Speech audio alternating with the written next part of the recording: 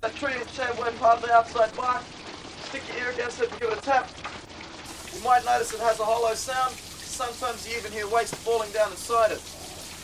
And then you just cut into the tree, whatever size you want your didgeridoo to be, and you should find that the tree is already hollow. And the reason why it's already hollow is because all the termites, or some people call them white ants, they've just come along and eaten all the soft inside parts out. Then what you might have to do is get a long straight stick or a spear, shove it down, and try and scrape out any waste that's still inside it. If the tree had a curve in it, you can't put a stick all the way through it, you make a fire. You get all the hot coals from the fire, plug them up in, but then you can paint it if you like. You should always put some beeswax on the end for a mouthpiece. That's all you have to do to make one. To play a didgeridoo, there's only two steps really. The first step is you just blow gently, vibrating your lips. A raspberry, like this.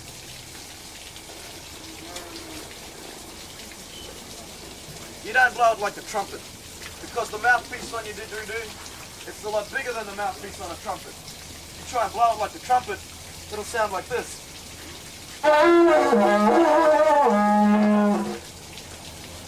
That's no good. Stop.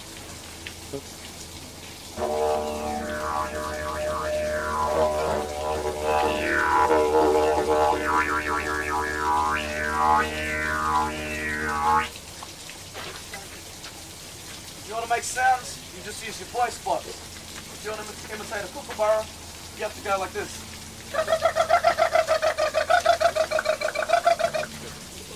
Or if you want to imitate a dingo, you have to howl because dingoes howl. So you'll have to go. And if you do that with one of these, it should sound like this.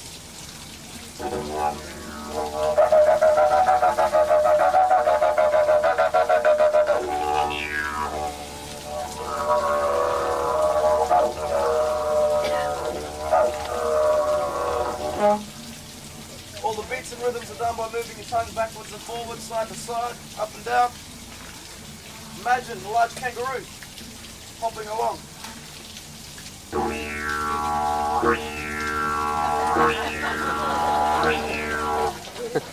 little baby, the Joey, is trying to keep up.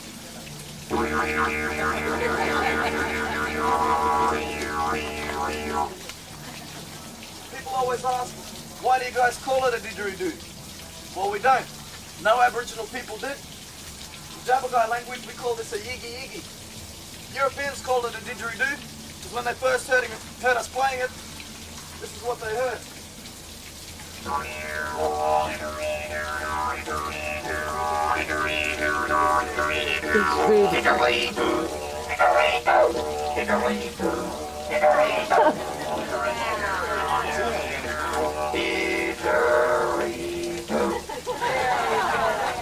That's why it's called a didgeridoo. The second step when you're playing one is circular breathing.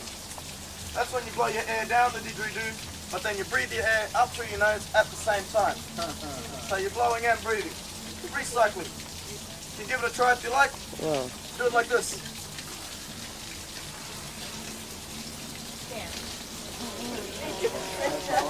No, I can't do that. Real easy.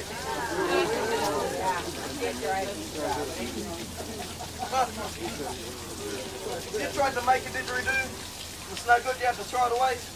You think the ones in the shops are too expensive, go to your local hardware store. Get a PVC pipe.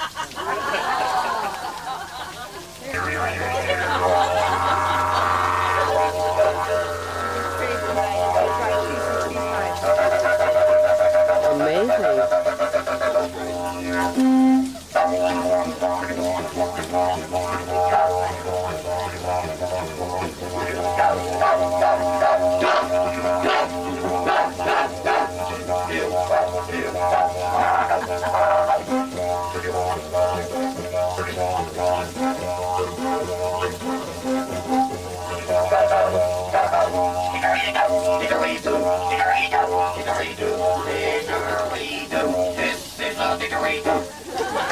Wonderful. That's the end of the didgeridoo show. Thanks for your attention. Oh, thank you. Right now, if you head across Oh, yeah. Then you, no matter what piece of wood you play, you get the same sounds on it. No, it depends on the length of it. So this one's a lot longer. Okay. Nice deep sound, shorter one. It doesn't matter, it's PVC. Okay, so all the different stuff. Fans throughout the rainforest. So here, cock apple tree. Edible fruits come off it. I don't like it. Very bitter. But the bark was used for fishing. Crushed up into a tray. Thrown over still lagoons, swamps, rivers, creeks, dams. 4 or 5 minutes later, fish rise to the surface. Cuts the oxygen off, doesn't poison them, stuns them. Walk in, throw them over your shoulder. You can catch about 15 to 20 fish in one go. Beach using a rod. Yeah. That's just some type of an apple. Saltwater fishing, pulling out the roots of a tree, crush the roots up. Same procedure. The leaves are used as antiseptic, crushed up, dabbed over your cut, boiled, stops it from getting infected. The healing does itself. It's like betadine. Oh, I need that. That's what I said, I needed it. Yeah. A snake bite. No, I said I need it. Most common place for a snake bite would be around your ankle, calf. Grab 2 rocks, placing it in a fire. Half a minute, 20 seconds. Once your rock's been heated up, cock apple leaf over your snake bite. Rocks either side, sucks like a pulvis, draws the venom out. Today, recommend an hospital.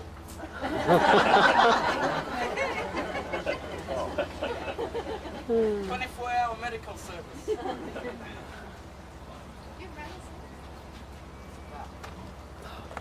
8-10 most venomous snakes found right throughout the world.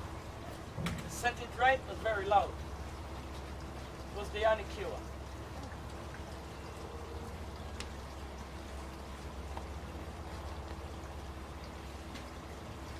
Another bush medicine here. You just take a leaf, pass it on.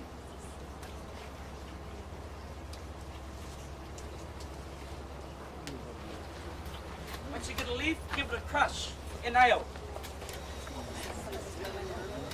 Yeah. Is that the stuff he gave us? Yeah. It's a cure for head colds, flu, coughs. Known as a lemon myrtle. What's he doing with that? Okay, we're going back to fishing. Piece of grass here I'm holding up, it's known as the river grass. Mm-hmm. Yeah. It gives indication when's the best time to go fishing. Okay, there's a river grass over here. You get little flowers coming up out of them. Flowers turn white, yellow, indicates good time to go fishing. The best time. Mm. Grass acts as a harness. Okay. Slips through the gills necks, fish necks, gills, sorry. Slip a little knot in it. Okay. Fish just slip down the other end, carry it home. As you're carrying it home, got a bit of dry throat, ends. Okay, nice and white. Chew on. Food and water. That's it.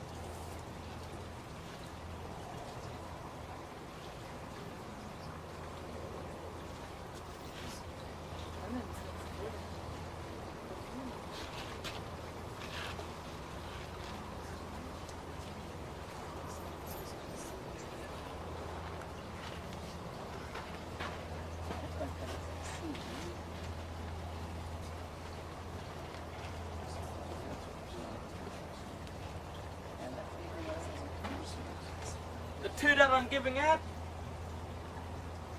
one's known as cycad, ricket nut, black bean. Black bean comes in a pod. Jeez. They are very toxic.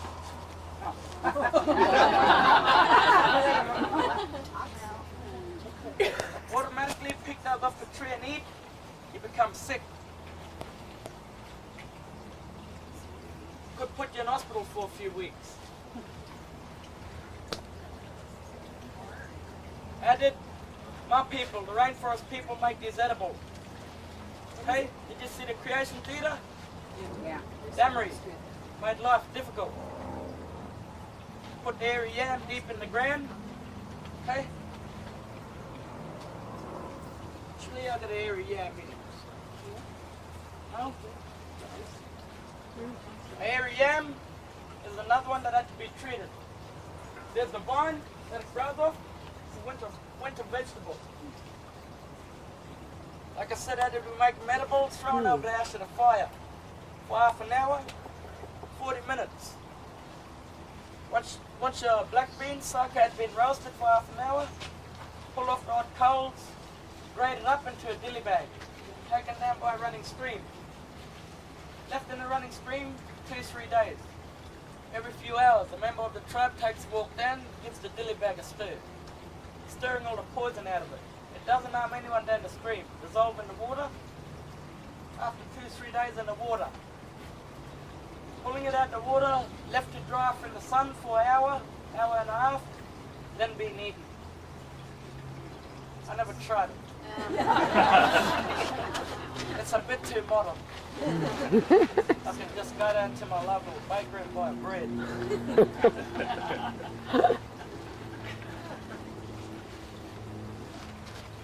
We got a cure for diarrhea. Are you ready? Giant cork.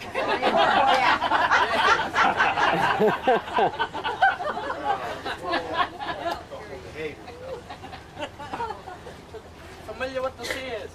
Looks like a wasp nest or something. What's Yeah. that? It's a termite mine. Oh, termite hive. Oh. Ant bed. What?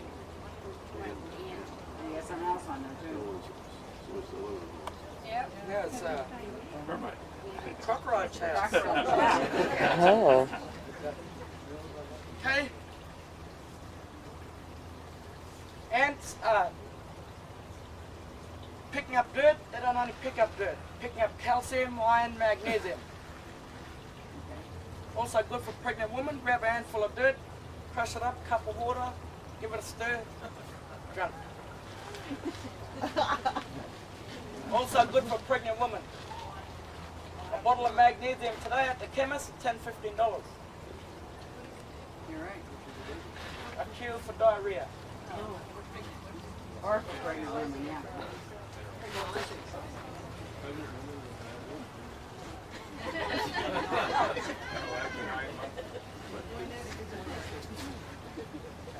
Okay. There we have the first volunteer.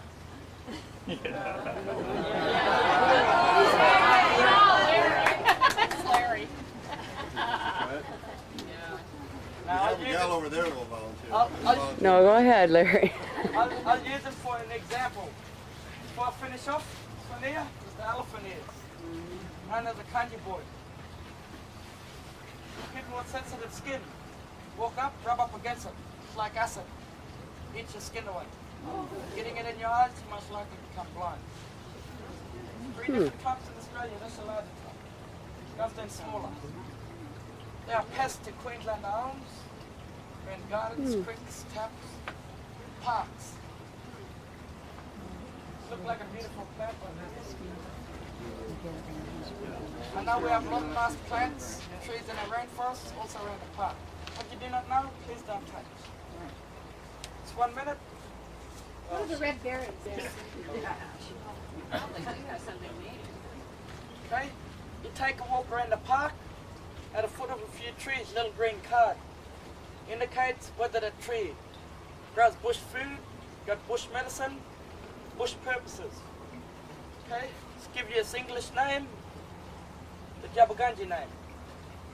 A billboard at the back. More tips about our bush foods and medicines continuously running down the path. Spears and boomerangs from. You're the rest to start the park. Thanking every individual for your attention. Thank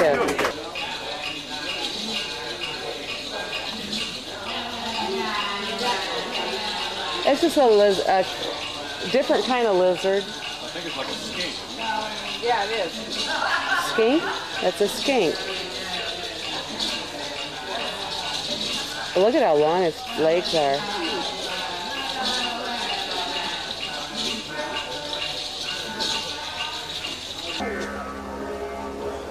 Here's Tina, Lake Sister.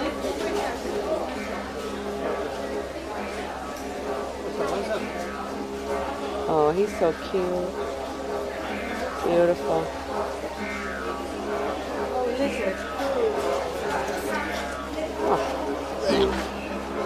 Oh, wow.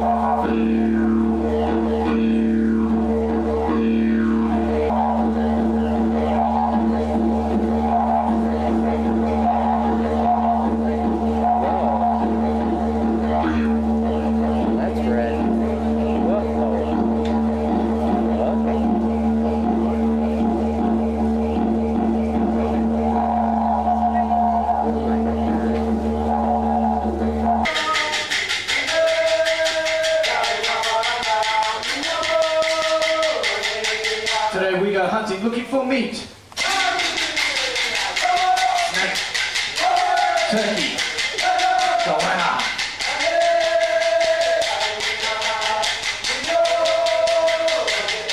We go on foot looking for game. Flying fox. Turtle. Cassowary.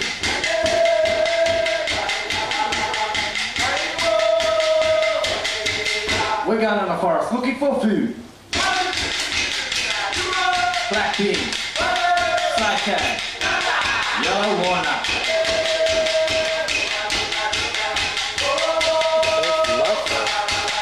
We go walk about in the country to the river in the rainforest.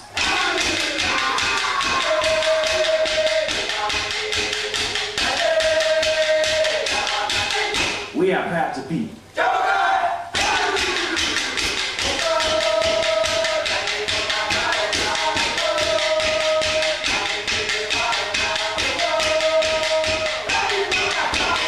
Tonight we put up camp. Tonight we light a fire. Tonight we put on a corroboree.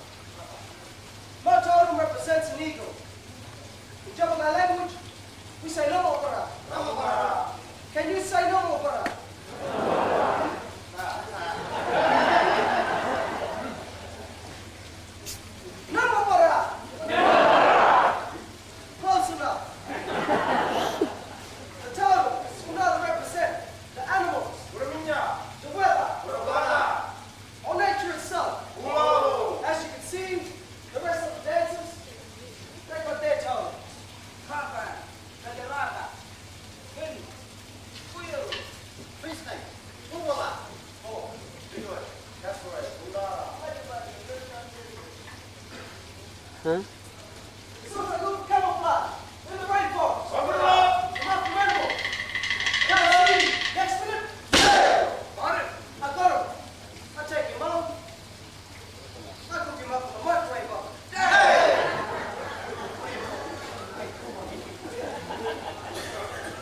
So, yeah. Dig it.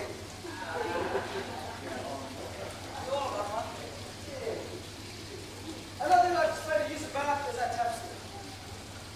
Tap stick double that language, say bibera. Bibera. Can you say bibera? Bibera. Bibera. Now see.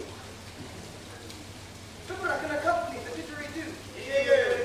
I have five more. In different places, you will find that you get different sound.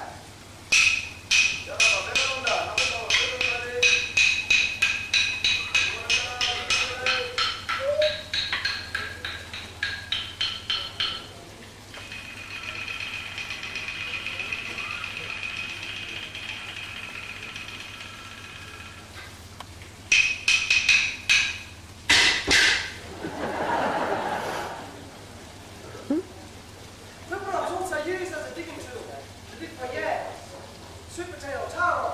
Amazing. We use them in that dance. Dance double that language, we say, put them on!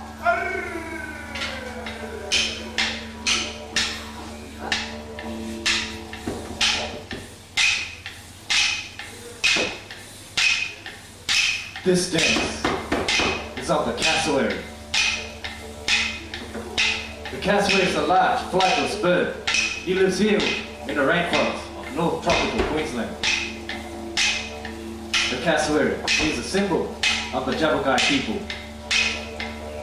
In our language, we call this one Bundara.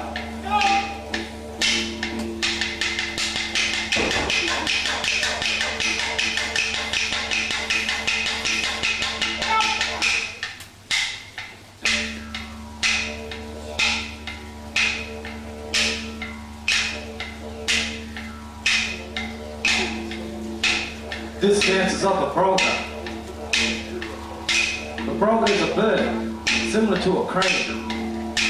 The broga flies high in the sky. He's in search of water and a place to rest.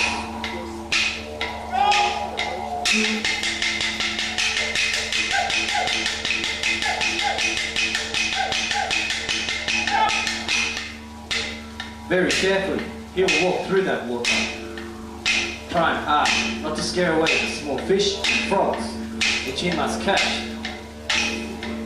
So he has the strength to fly once again.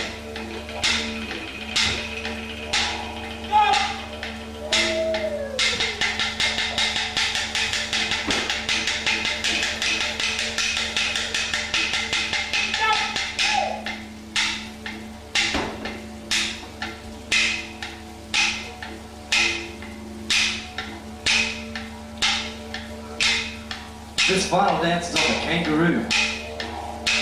The kangaroo is a very wary animal, always listening out for sounds of danger. There are many types of kangaroos in Australia, from the big red to the small tree climbing kangaroo. The kangaroo is a symbol of Australia. Australia, that one, our home.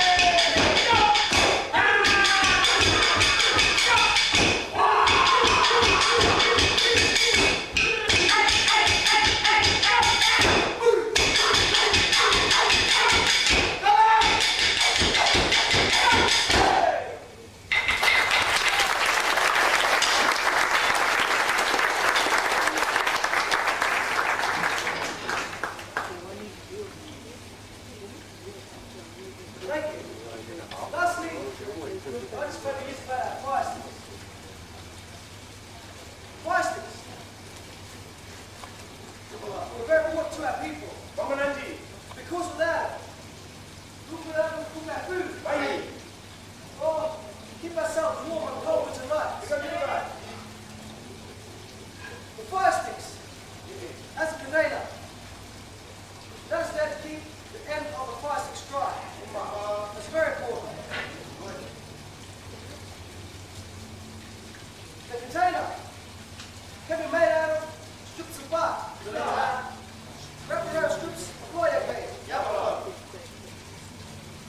Sealed very carefully with metal beeswax.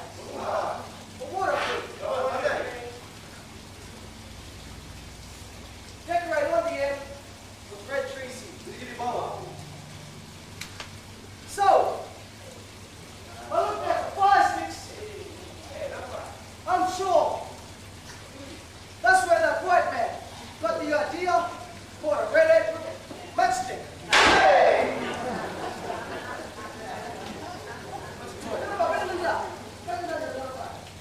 Matchstick.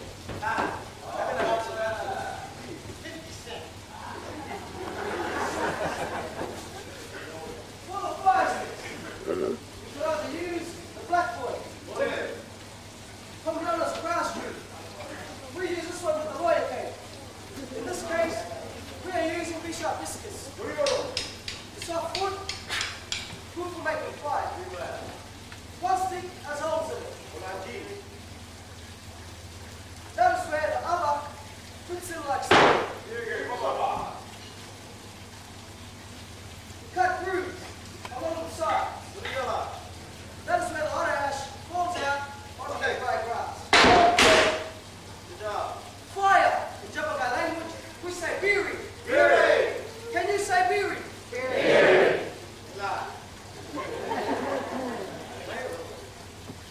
Biri!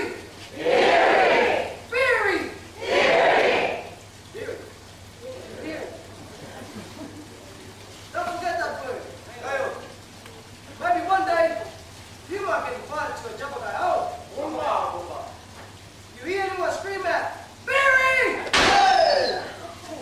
Get out of the place and hurry. That place will go quiet.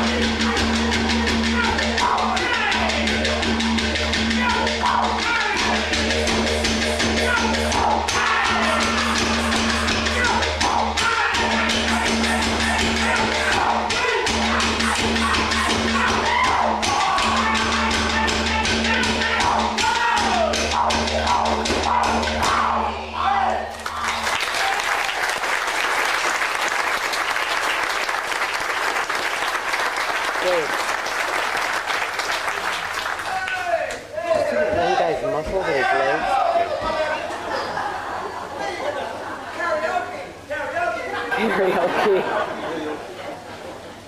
Oh, I'm getting tired of doing this.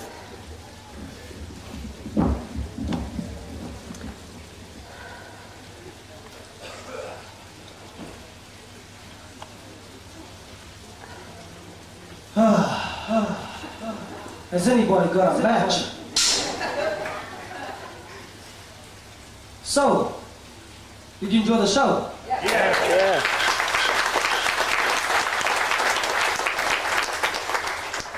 We hope that show has given you a better understanding of the Jabberwock culture in that short time you have been here with us. Our show began for about 4.5 years now. It's begun very well. What we'd like for you to do is go back to where you bought your tickets, tell them how much you enjoyed the show, because that'll help us along. Also, pass the word on in your travels as well. We do our show this way to show you people that we are proud of our culture, and that people are still living in the year 2001 as well.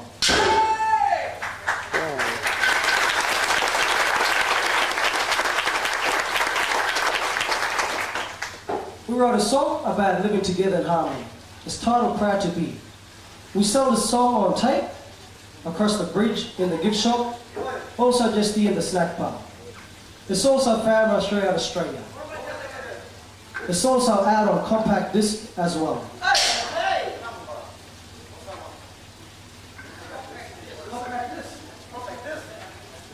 CD.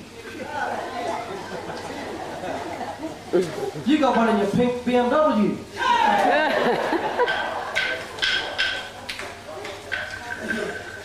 Well, the song goes something like this.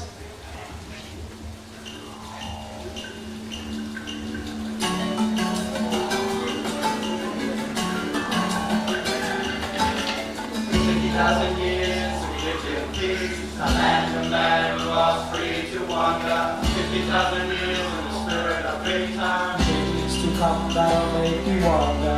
Changes to come that'll make you wonder.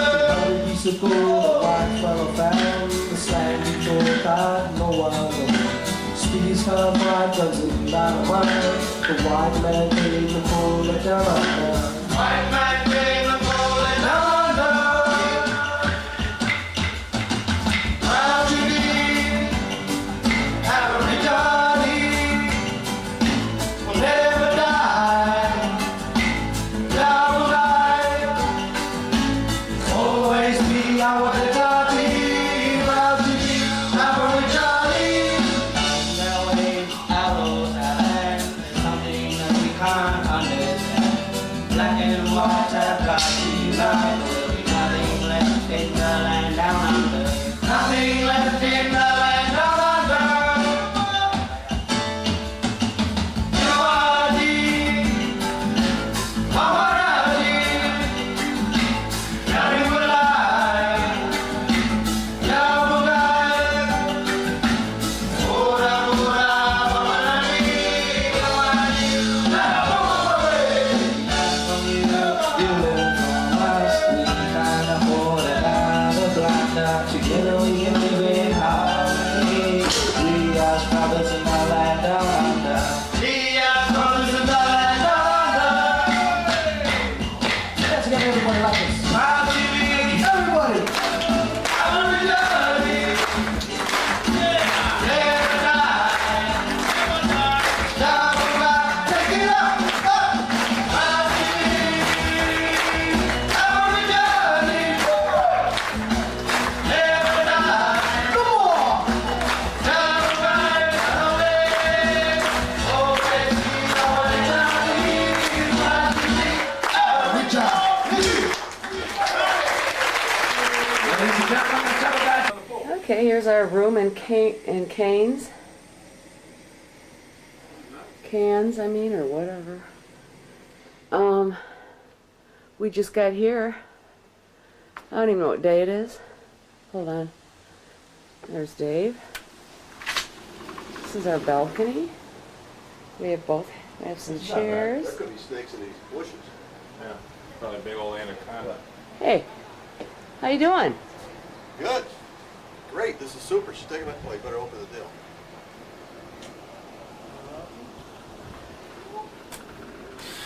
I don't even know I'm taking a picture of. I want to get this tomorrow. I might not feel like it. Hey, Jeannie. Hey.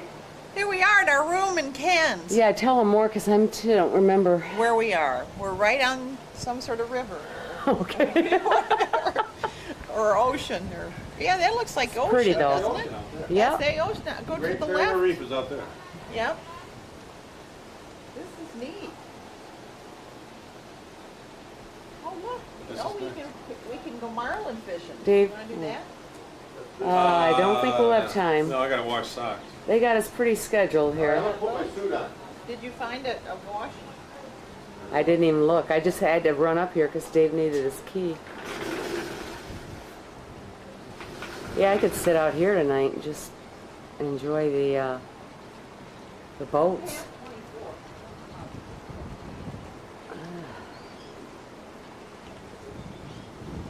This is very pretty.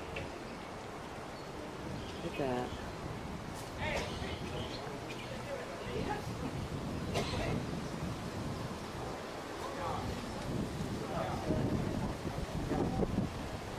Okay. Moreton Bay, M-O-R-E-T-O-N. This is the Brisbane River just here on your left-hand side.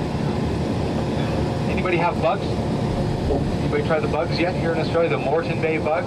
Yeah. This is where they come from, right up here, Moreton Bay. Actually, it extends all the way from here from Brisbane, all the way down to the Gold Coast. It's quite extensive. It's quite an extensive area. And here we are. You can see up the river, up the Brisbane River, you can see the city of Brisbane. This is the capital of the state of Queensland, so the entire state, 20-something. And that is Brisbane. About 1.5 million people now call Brisbane home. And after we finish all the details, the reason for the settlement here, the Moreton Bay settlement, and the settlement of Brisbane, named after a problem. They've got a problem there. They've got a serious problem. They've been checking their scales in all the rooms, and they think that the scales may be faulty in the hotel. So if you step on the scales, they might not be working properly. Excited. 2 days of us. I mean, they're pretty much. Jim, you happy to see us? Are you happy to see us? There you go. Anyways, the first thing, we're going to be arriving there probably about an hour from now, maybe a little bit less than that. And when we pull up, the first thing is we drive the coach up onto the marble. We will pass by this little section where they have this lawn section. They have these huge stars, 5 huge stars. And I asked Tony, me and the sales manager, Tony, how'd you get those stars? He goes, oh, mate, we earned it. And so 5-star property. And I tell you what, we pull up onto the tank. It's not that it's a real dangerous beach or anything. Every once in a while, though, there are riptides, and you would be in the area where they can warn you about that in case there was a riptide. Okay, so they can keep an eye on you. But you could walk on this beach for 20 miles in either direction. That's how expansive this beach is. It's quite beautiful. I think many of you will get out there during our 2-night stay here.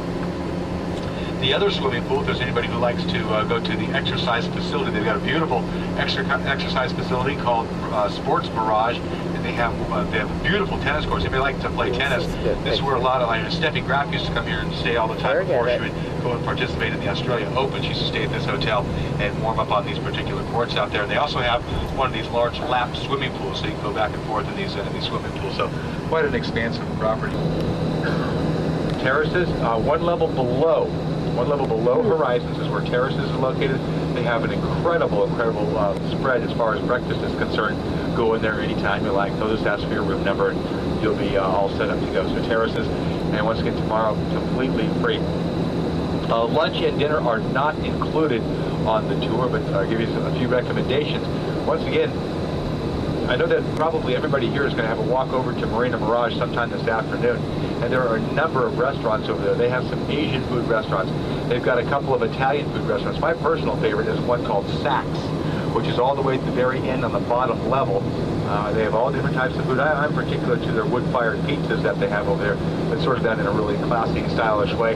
It's also right on the water. You can sit inside or outside. It's a beautiful location over there.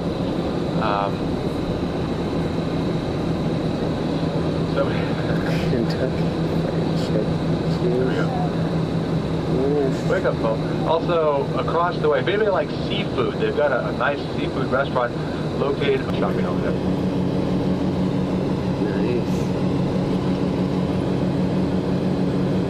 Nice. Jewelry over there, they do crocodile hunter. And this was mentioned earlier on in the trip. And just to speak very frankly about this, looking at the entire day, they start the day with an otter feeding. Okay, otter feeding, and they finish the day with an otter feeding. And there's otter feeding in the middle of the day. And if anybody is going to be going out to the crocodile hunter, just to let you know, it's an hour in the opposite direction of Brisbane, 45 minutes to an hour. So to get out there, I would, and I'll be happy to help set this up for anybody who wants to. But to get out to the crocodile hunter, you'll actually have to leave the Gold Coast. I would recommend leaving 5 tomorrow morning. It's going to take you a couple of hours, especially with traffic that time of day. You got to give yourself a couple of hours to get up there, and then that day is going to last until about 3:30. You probably, according to the schedule and all the different things that are going on, including the crocodile feeding and exhibits with snakes and cassowaries and brolgas and all these different birds that we have not seen. You're going to be there till about 3:30ish in the afternoon, and then to get back, you're looking at another couple hours.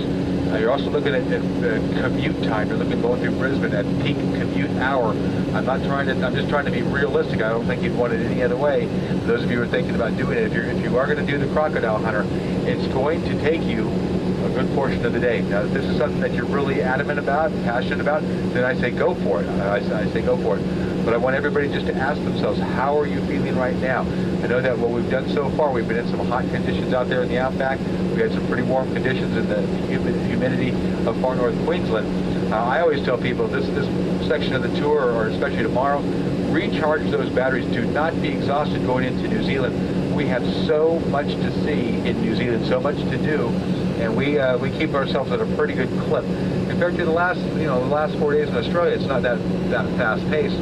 But I want everybody to be ready to, recharge those batteries, ready to go for part 2 of this tour. Now, if there's anybody who wants to do the crocodile hunter, what we'll do is when we get to the hotel up here in the Gold Coast, down here at the Gold Coast, come off, we'll meet there at the concierge desk, and we'll work out the best way to get you up there to do that. Okay, probably the best one to either rent your own car and do it, to drive up there, or to hire a minivan. It all just depends on how many people are going. So think about it right now. I want you to think about it right now. Don't need to see any hands.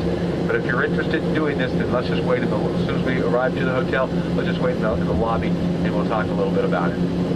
Okay? Thanks to Captain Cook, the dreaded disease of scurvy was pretty much gone, because he encouraged the use of vitamin C, oranges, lime juice, sauerkraut, beef bouillon, cleanliness, all the things that he did on his voyages really brought about the end of whales. The journey, of course, was to Botany Bay. Okay, so the whole idea was Botany Bay, or Sydney, was going to be a penal colony. Oh, here's the advertisement for Conrad Jupiter and the show that they have. That one looks like a Cirque du Soleil type of show. Now, if Sydney was going to be the deterrent to crime in England, what was going to be the deterrent to crime in Sydney? So it wasn't too long before other settlements would be completely packed. It was just before the New Year's Eve. We were actually out here at Gold Coast on New Year's Eve. People were so loud I couldn't do any studying whatsoever. It was terrible. They also have a little left in there.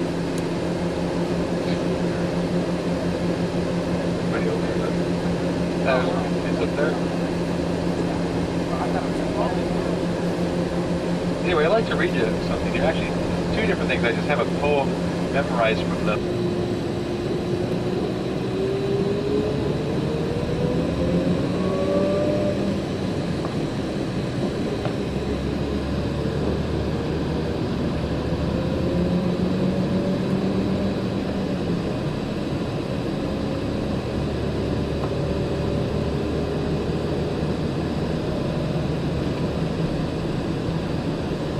There's SeaWorld itself too. Well, look at the plane coming up for landing just on the left. Right on there. And SeaWorld's just through the trees there on the left hand side. Yeah, it's very nice. Very popular. Oh, no. As far as aquariums, this is not an aquarium. It's like they have animals, dolphins and such. Yeah, but as far as aquariums are concerned, yeah, over in New Zealand. Okay, I gotta go. Yeah, you'll be able to see our hotel over to the Marina Mirage shop. Over here on the right-hand side, this is Australia Fair, and they've got a huge shopping area over here also. They've got a little clinic, a medical clinic, maybe you need to take a check out. They have banks.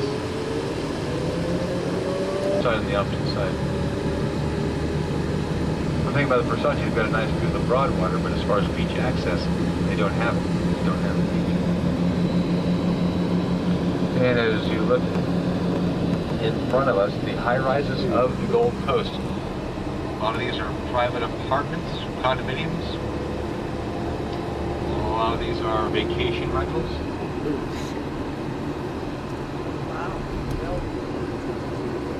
Okay, that's good.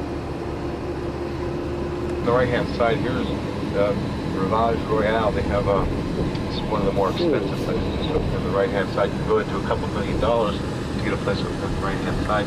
So off to the right-hand side, this actually leads up towards the Nerang River. You see just some of the houses here along the canals. You can go through in the far way or just in the short way, just search on the left-hand side. And you can take a boat ride if you wanted to go up there and check out the canals. If we were to go about another kilometer or so, we would be on the racetrack because they do have the Indy-style races here. They have, the Andretti's and the Enters and all those people. They come out here, and so the hard to do drive on. Okay, this is our room at the Mirage. It's very nice, king size bed. We got our mini bar down here. Probably just like Judy and Garth's and Ferguson's, and it's very nice. Lots of room. And then another desk here, and then you can look into the John this way, but who cares?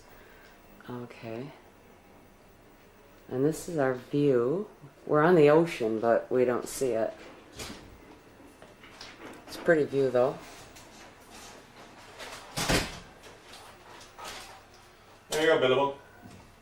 Oh, Dave just brought some McDonald's. What? That was Steve Irwin trip. And our bathroom is very nice, and the tub is quite large. And it only fills in 18 minutes. See, there's a window on the other side. He wants to walk the beach, then I'll go over to the boat. Yeah. Okay, that's... How am I doing that? 7:15 and get back at 6:15. According to him, we could leave at 8:15 and get back about 5. Okay, it's the after 5. And we're going to Crocodile Hunter Zoo. Bye. Okay, we're off. We're off. There's Stan and Gina. Dave's gonna drive, yeah? That's our car. Dave's going and Judy. Okay. Okay, we just turned off on our way to Steve's, guys. And we're going to Steve's. Oh my God, but he's not gonna be there. There you go. 18 kilometers. Oh, that's okay. Oh. Crocodiles. This is on the way to Steve's, Tony. See, Tony, I'm really coming here. That's at Glass House Mountains, and they said Steve is out on a shoot, and we would just be very lucky if we see him. Probably won't, but I've said a prayer. And Dave went with us, and this guy Stan, he's wonderful. And Gina and Judy. Okay, bye. Okay, 32. And Megan, we're really seeing Steve. I hope we see Steve for you, honey. I love you, Megan. Look at how pretty this is. That mountain is gorgeous. It's a tree with a bench. Probably a park. Picnic area. I don't believe it. We're on our way. I know you went away. Dave's doing a good job. Okay, bye. Where the hell There he is. All right, Steve. Oh, Steve. Those are pineapples. Oh, I want to see Steve. Those are pineapples. Forget it. Be glad you're happy. Oh, wow. Going. Pineapples. These Right are. here. Oh yeah. I never realized they Whoa, go this under is- the ground. No, they go on top. Okay, well let's just oh my god. Yeah, you know the two kinds of tours. Mooloolah. Jeannie, want to go to Mooloolah? Yeah. Only 18 kilometers to Mooloolah. 100 meters. People are here. Here we go, Australia. So over there. That was 200 meters. Next thing I countdown. 200 meters. This is up. Gee, do you think he likes the There's the picture? sign on the right. Look at his picture. Where? Right here. Look at the sign, Jeannie. Oh yeah. There's a lot of people here. Should take a picture of you in front of the sign Oh yeah. when we get inside. Show from here. This is it. Yeah, there's a radio station going on here. And we're entering.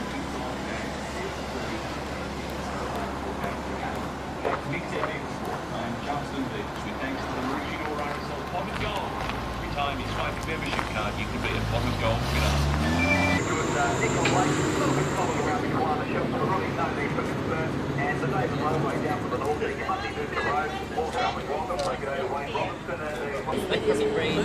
Just finished the intersection of road widening, expanded parking, series, and we have over 500 cars.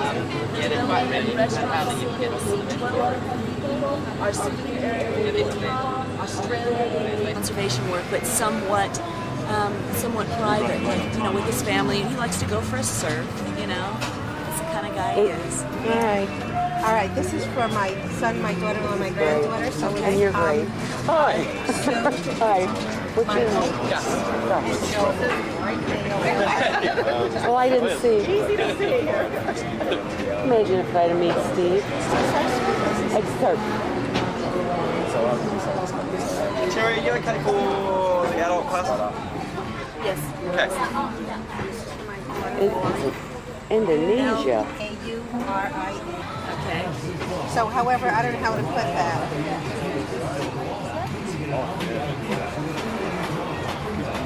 Yeah.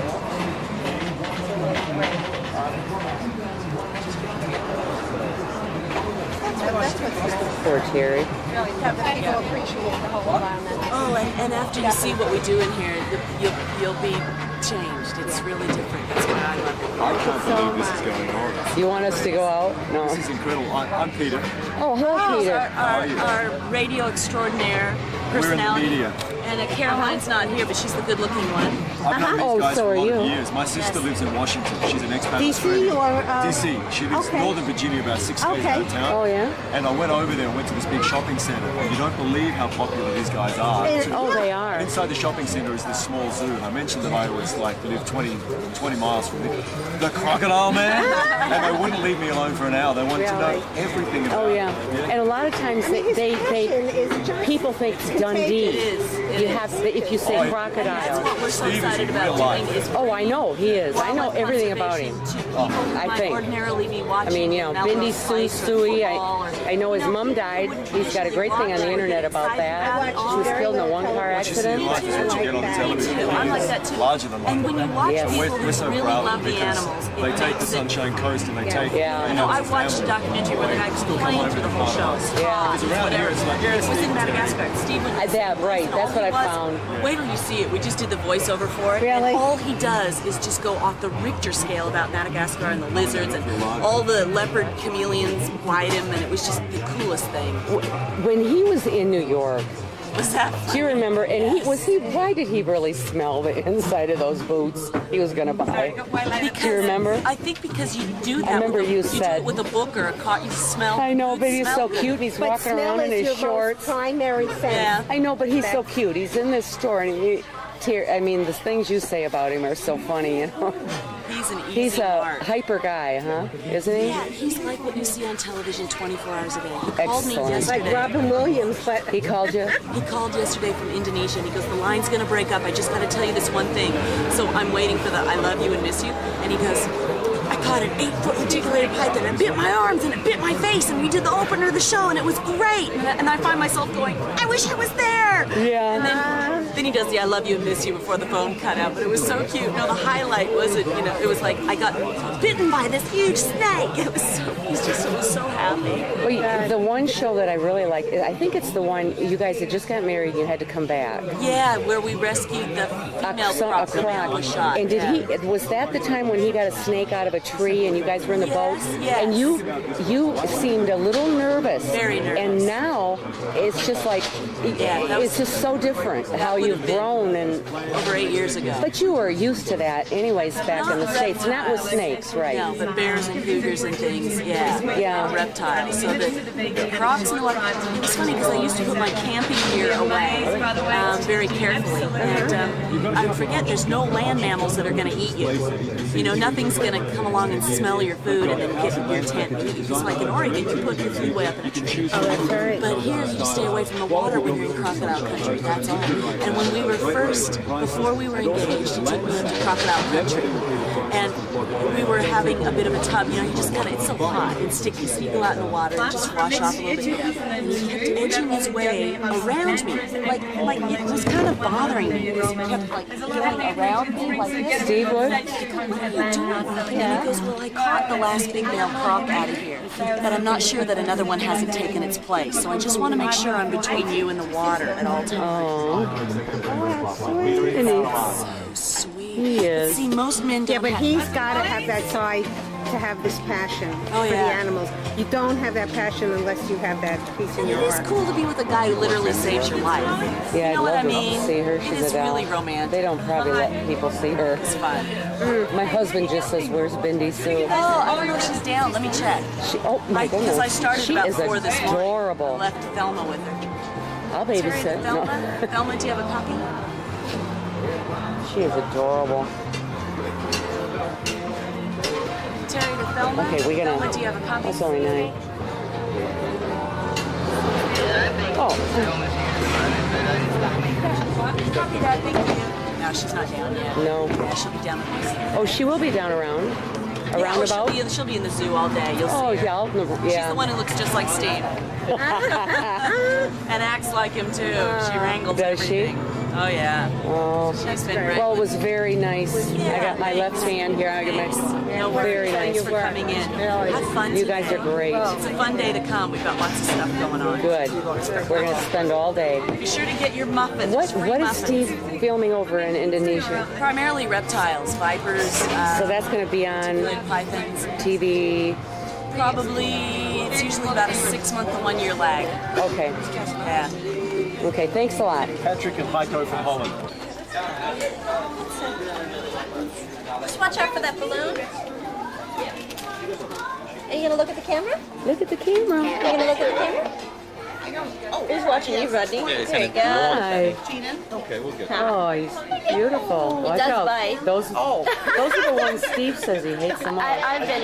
I mean, he doesn't hate. But No, yeah. Can you pet? And this Joe Bob in particular is How do you?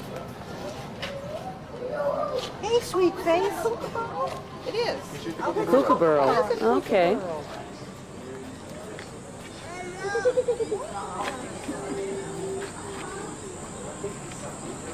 Okay.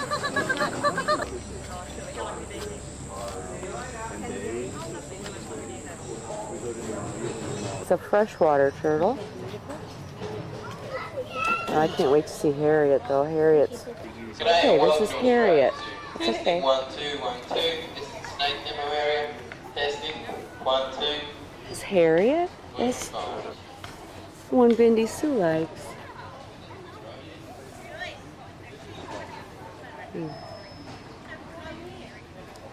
And Steve's in Indonesia. Oh well. Harriet is. She's 165 years old. Boy, she's looking good. In here, I think. Yeah, this is just popped in. It's just a lizard. But I love him.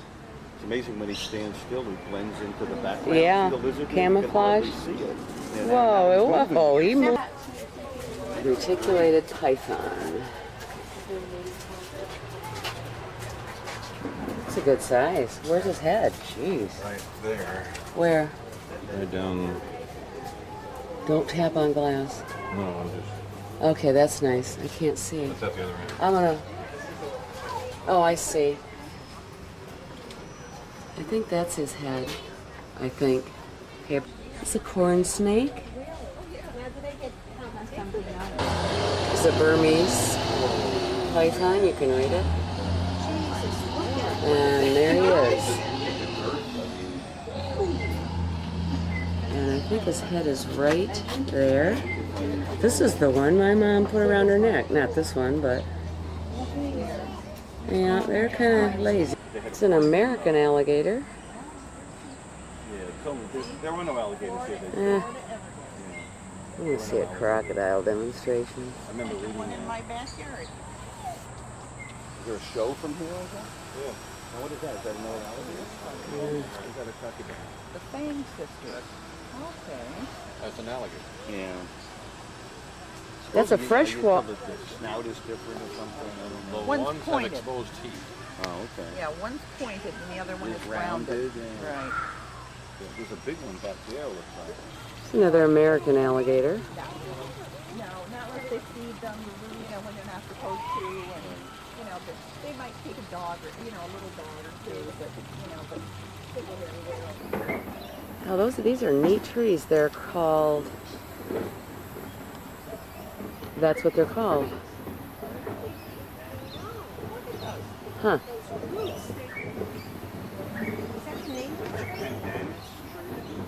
What's in here? Over here. What is it?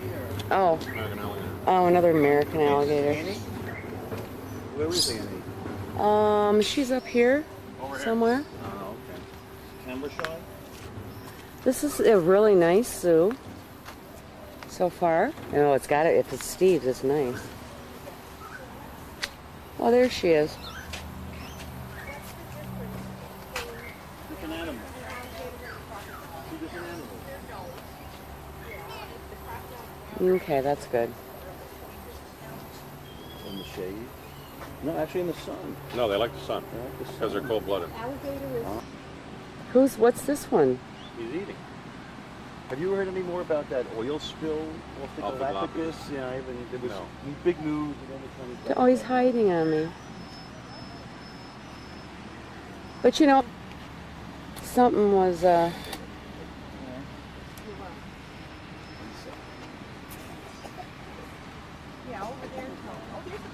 could use up my whole film on all this. Okay. Okay, that's what those turtles were. If that means anything. They're tortoises.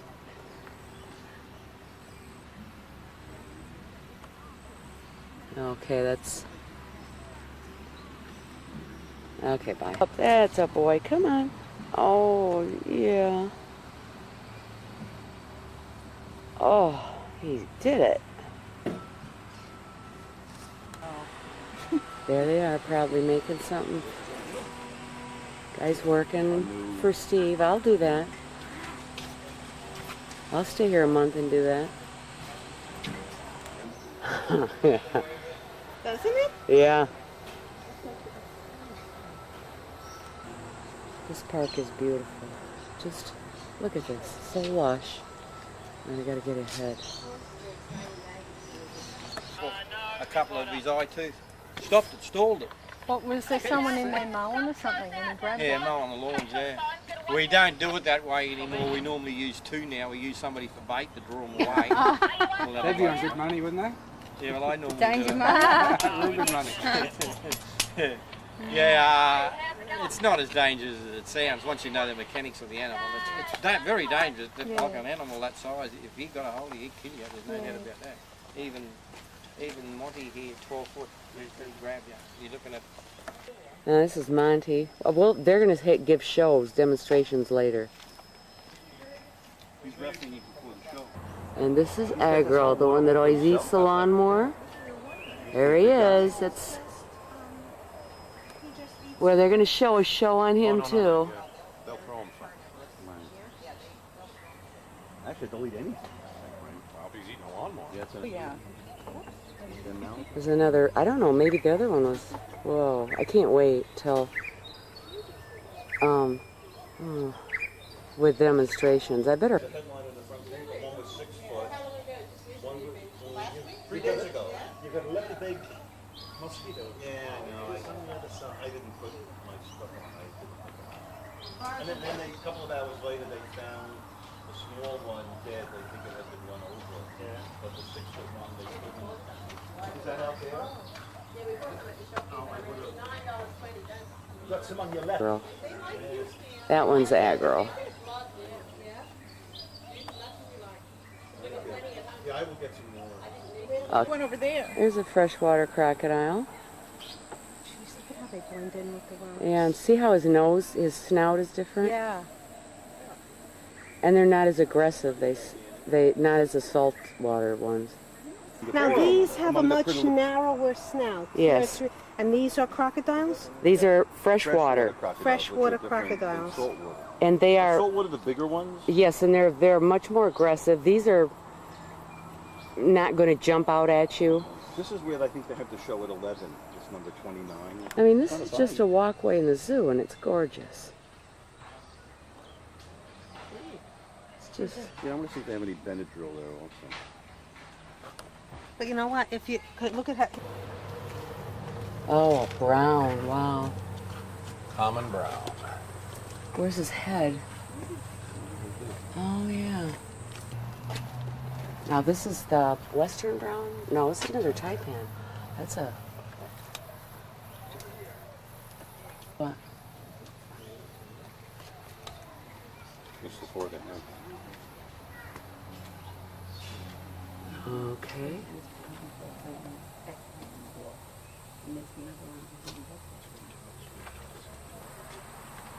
Tiger snake.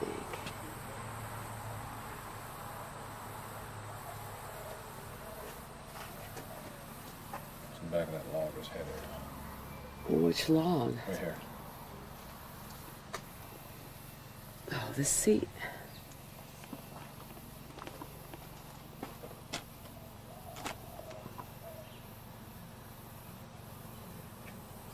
He's moving, but I don't know where he's going.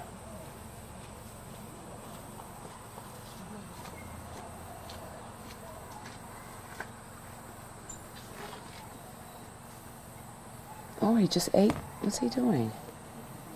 Oh, well. That's good.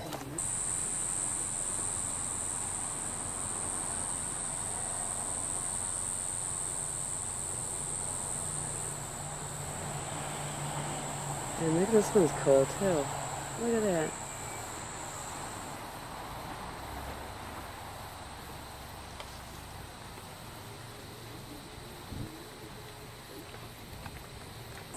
Merton's water monitor. We're okay. There you are.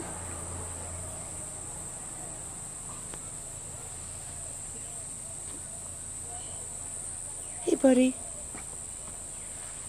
Hi. Will you look at me? Come here. Say hi to Megan. Oh, see you, Megan. Say hi. Hi. Hello. Okay, see you later. Okay, these are skinks.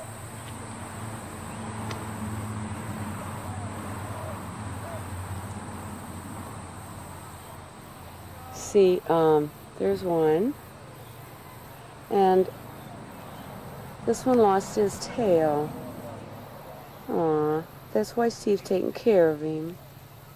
Steve's so good. Okay, let's go over there. Okay.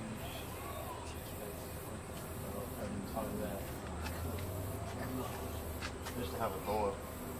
Oh, okay. I got out of the cage and he was just hanging around my living room for about 3 weeks, so I just let him there and then couldn't see him. And I had an iguana too that was about 4.5 feet long. He used to sit on top of the TV. His head. Oh, wow. Just came visiting on Sunday to get up and move. They can actually be pretty friendly if you handle them when they're young. Okay. If you don't, they kind of get scared. They got sharp claws. You have to keep their claws turned.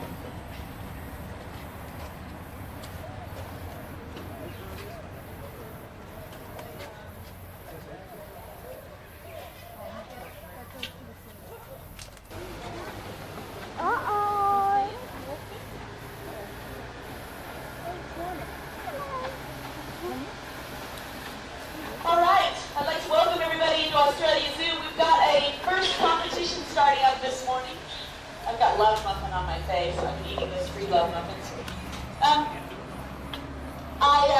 They're the diner. If anyone hasn't had their Valentine's muffin, it's fabulous. Big tough guy, you could use a little lovely Valentine muffin. For our competition, no flowers, I'm married. For our commentary seafood restaurant, the ladies, I got it on standby. we've also got really cool vouchers for everybody else who may not have the animal required. Oh, did you drop something? Sunglasses. I'll give that to Dave on the way through. I'm not going to hold it. That was a lizard that jumped in. Thank you You're so clean much. now. No extra charge. Okay, so what I need is not 1, not 2, not 3, not 4, not 5. I need 6 volunteers. Oh, you got one. 3 from over Oh. here. 1, 2, 3. Come on around. We'll let you through the gate and show you how to do it. Those of you who are feeling particularly attractive today, come on in.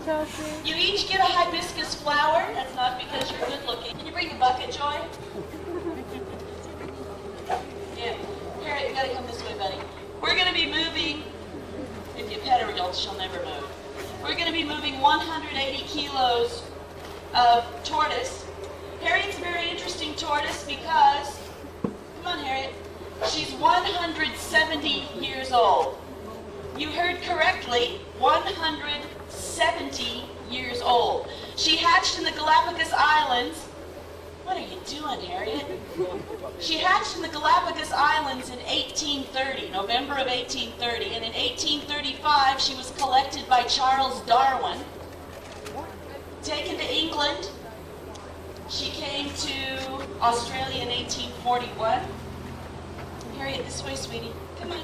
She lived at the Brisbane Botanical. Arnie, can you just grab her and turn her around here? I'll bring the people over here, Terry. Come on. Good idea. Line them up, guys. We'll get you around here. If We you could stop touch here her, at she'll 12. stop. Okay.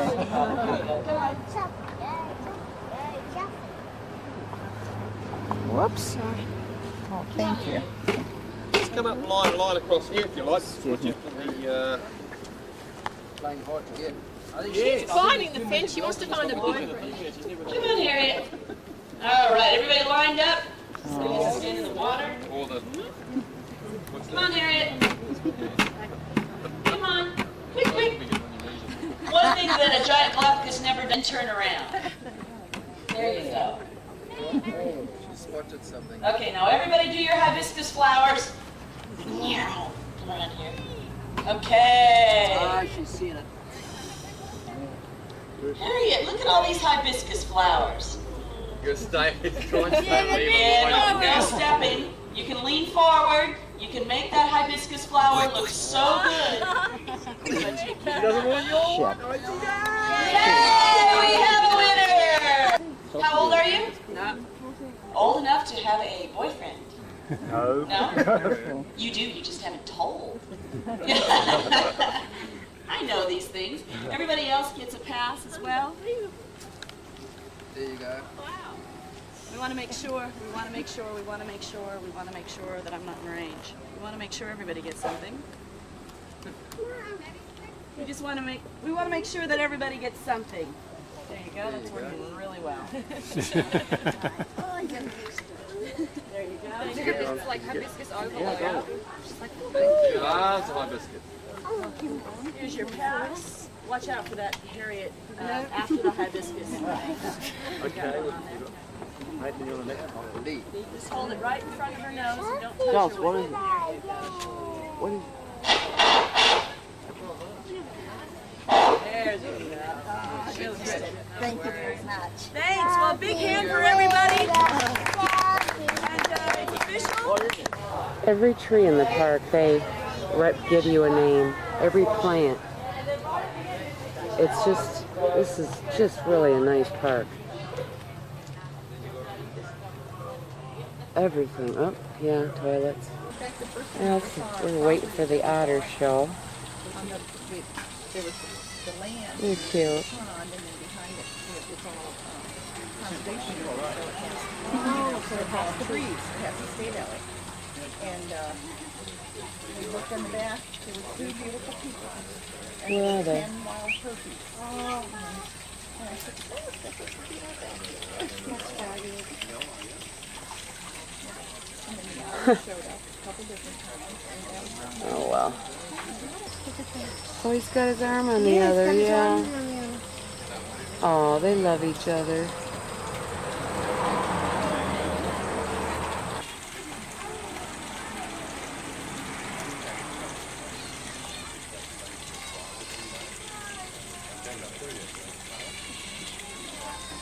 So there's this at 11:15. Oh.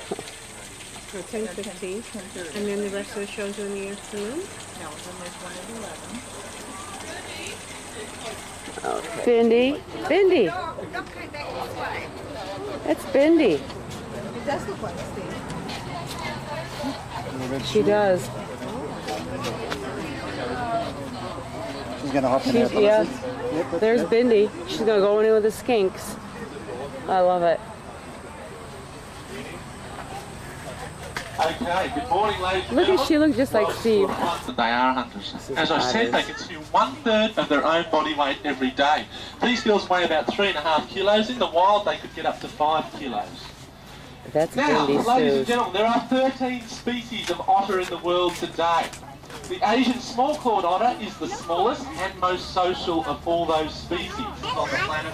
It's habitat loss. Pollution is a really big problem for otters because they live in streams and rivers, obviously, and they're the first things that get polluted. Okay, you can find otters on every continent of the world, except for Australia and Antarctica. So they are a very, very diverse species. They are a family unto themselves, the 13 different species in the family, and you can find one of those species on every continent of the world, except for Australia and Antarctica. The Asian small-clawed otter is the otter you're going to find living closest to here in Australia. You'll find them in Indonesia, living in the rice paddies. The farmers really like them in the rice paddies because they kill and attack and eat a lot of the pests that would normally be destroying the rice. Look at them. They're saying, we are cute, we're cuddly. I really need to count my fingers every time I come here. Let's have a look at our otters and see what we can learn just by looking at them. First thing you're going to notice is they have a lot of whiskers around their face. Now whiskers on animals, in case you didn't know, are simply... Is that Dingo? Where have they been doing the Donna? Is that the white out? Hey, come on. That Dingo. I always equate that with the now. Now when we first got the otters many years ago... That's like getting, but now you It's got just, the verdict. they're all standing around waiting for this. About a month later we had the otters. You got a harness And on, once but it's it's been like working a for the jumper otters for a has, so while, you don't need so you've got to put your mark on further and avoid it. It's so funny because two people do it at the same time. They're both trying to run and beat each other up. They like somersault. Where is he? Hmm? Where is he? Right up there. Sticking up there. On that log at the back. There's one just down here. Oh, okay. We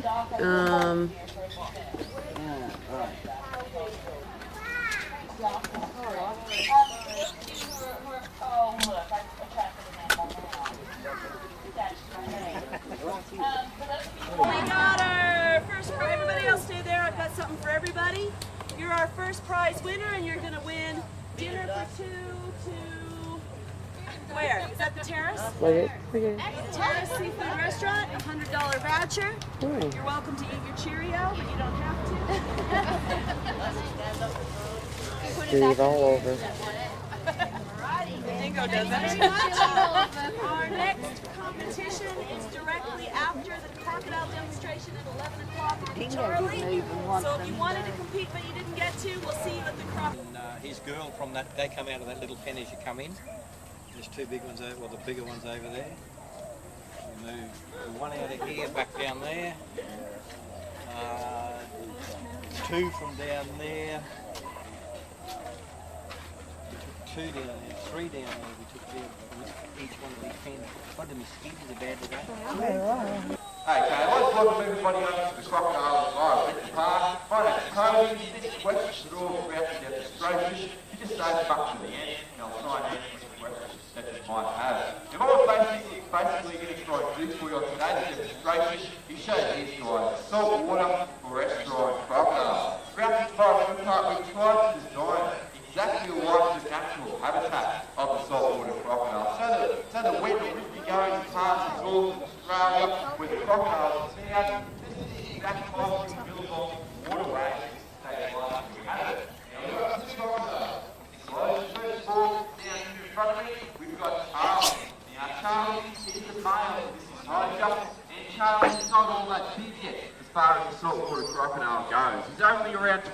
feet long or so, and he probably weighs in at around 400 or so kilos.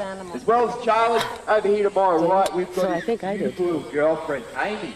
Now, Amy, she is the apple of Charlie's eye. And if you have a look at her, you can see why. She's a really good sized female at around 8 feet long or so. And you can see the females are really, really quiet. To show you how quiet they are later on, I can walk up to her and just throw the food at her. They're really, really quiet animals. And the females, you don't have to worry about those guys too much. It's the males though, they're the ones you have to look out for because they grow to an enormous size. They can grow to be the largest reptile on the planet. You're hungry, Charlie?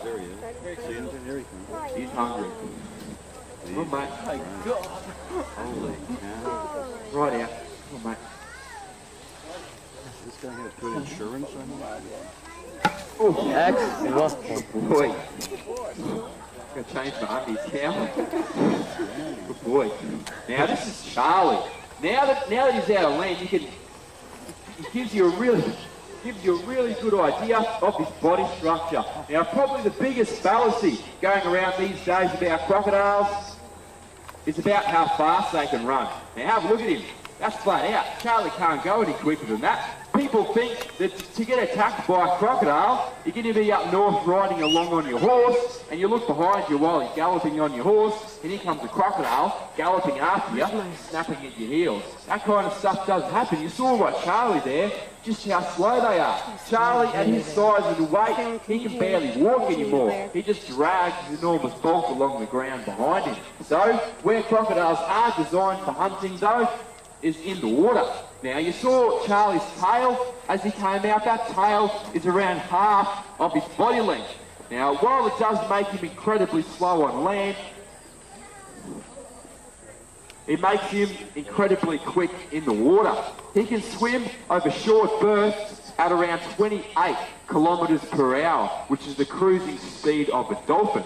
So they're amazingly quick in the water. And that tail is what also enables them to capture their prey because they utilise a strike. Very similar to a snake strike, the crocodile will lunge straight out of the water.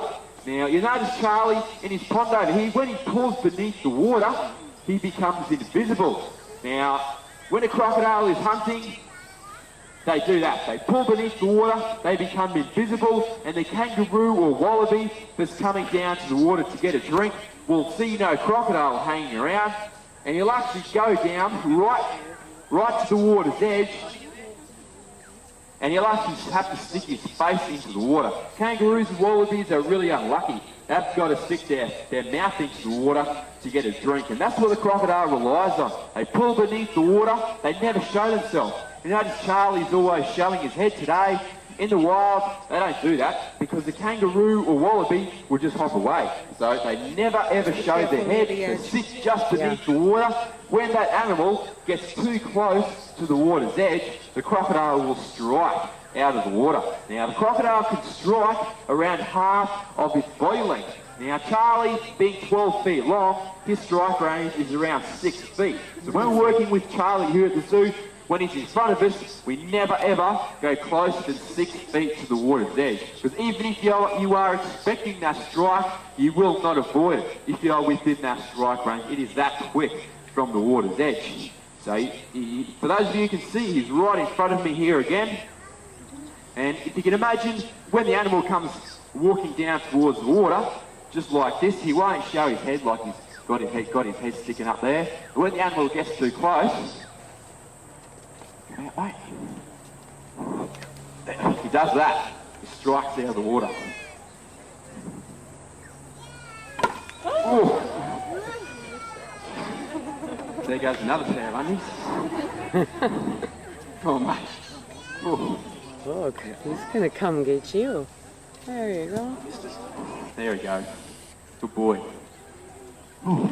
Now, as well as being able to capture their food from the water's edge, like Charlie just did then, they've also got another trick up their sleeve.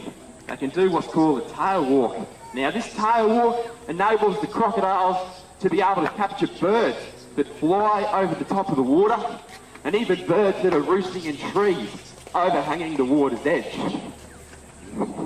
Oh, here he comes.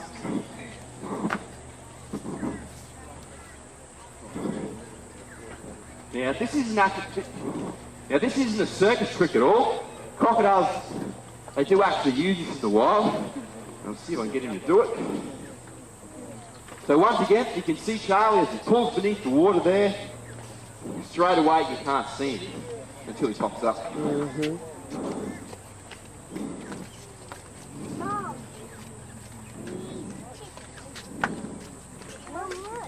Come on, mate.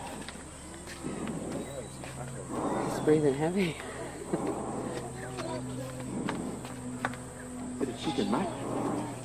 Bit of chicken.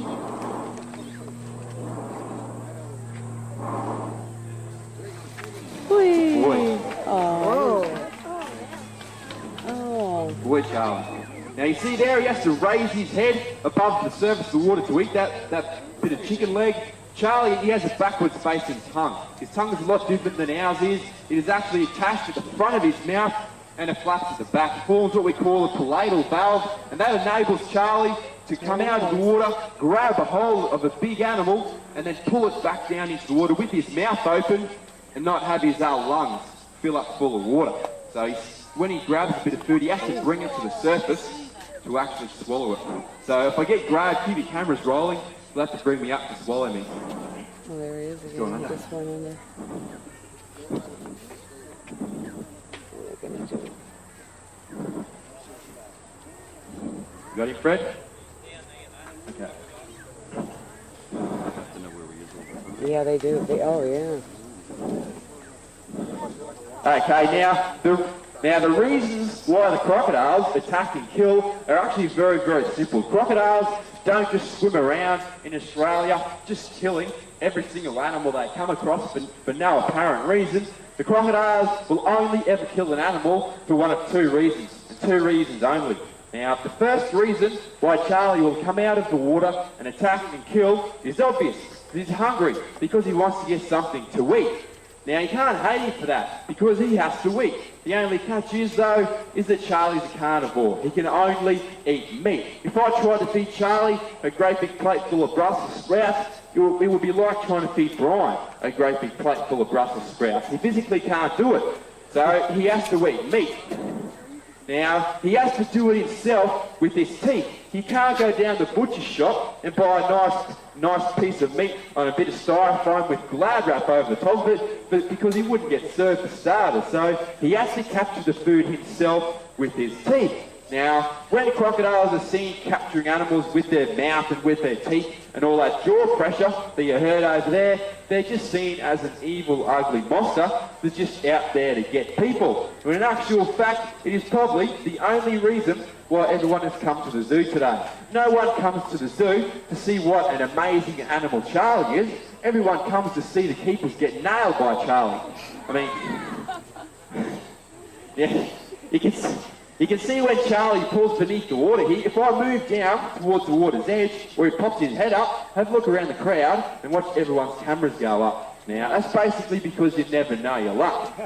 If I fall over, here he is, if I walk down to the water and trip over my leg and I land on top of Charlie, for starters, that's my stupid fault. I know the rules before I get in here.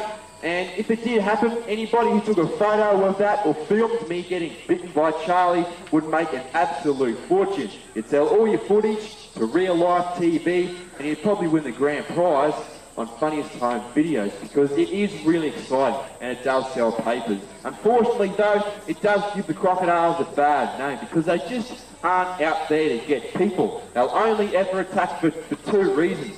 Firstly for food, and the second reason is for territory. Now, where me and Brian are standing is in the middle of Charlie's house. We're standing in his living room. Now, even if he wasn't hungry today, he would still be coming out of the water like he is, basically because he wants us out of his house. Now, if you think about that, that's no different to us guys, because the best example of that is the guys in the crowd. Now, guys, what would you do if you went home tonight after your big day at the zoo and you walked through your front door and to your amazement here's Brian behind me over here. Brian is inside your house and he's got your wife in a headlock and he's dragging her out the back door kicking and screaming. What'd you do, guys? Pay him. Pay him. Okay. Okay, I'll rephrase that for all the Australians in the crowd. This time, guys, you go home, you walk through your front door, and here's Brian again. This time, now he's in your kitchen, and he's got your carton of beer under his arm. What are you going to do then? You're going to kill him, aren't you? No, I'm only joking, ladies. You'll defend your house with your life. And now Charlie, he's no different. If Brian went and put on his crocodile skin wetsuit and went over and tried to mate with Amy, we've caught him doing that before, Charlie would go and belt Brian for that because that's his girl. They're extremely protective of their territory, of their females. They can't have more than one girl, lucky fellas.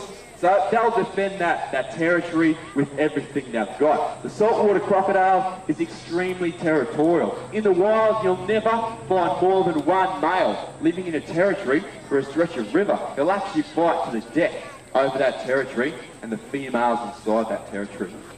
Another bit of pig, mate. Another bit of pig. Come on, mate. Come on. Oh, you're going to walk out. You're going to walk out. Look at the food, mate. Look at the food. Out of all the crocodiles at the zoo, Charlie... Oh. Out of all the crocodiles at the zoo, Charlie's probably the hardest one to feed. You see there, you hold the food up, and most of the time he doesn't look at it. He tends to look straight in your guts rather than the food. So it's a bit harder to feed stuff. I seem nervous. It's because I am.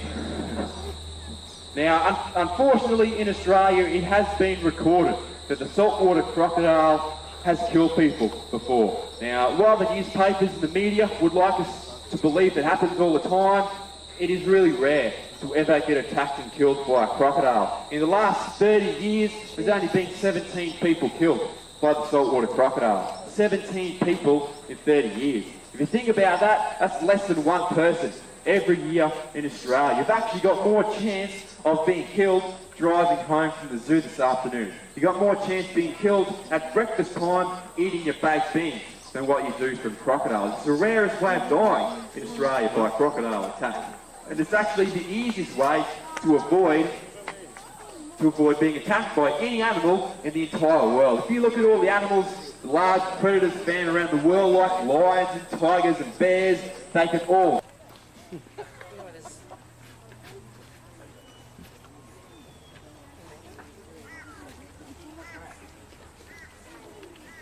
Okay, now we've got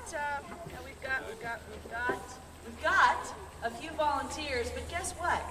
We don't have enough volunteers. I'm going to take a few more. So is there anybody else who wants to volunteer? The green shirt, hat right here, little girl wearing the bandana around her waist. Oh, that's wrong. Come on up. Have you competed before?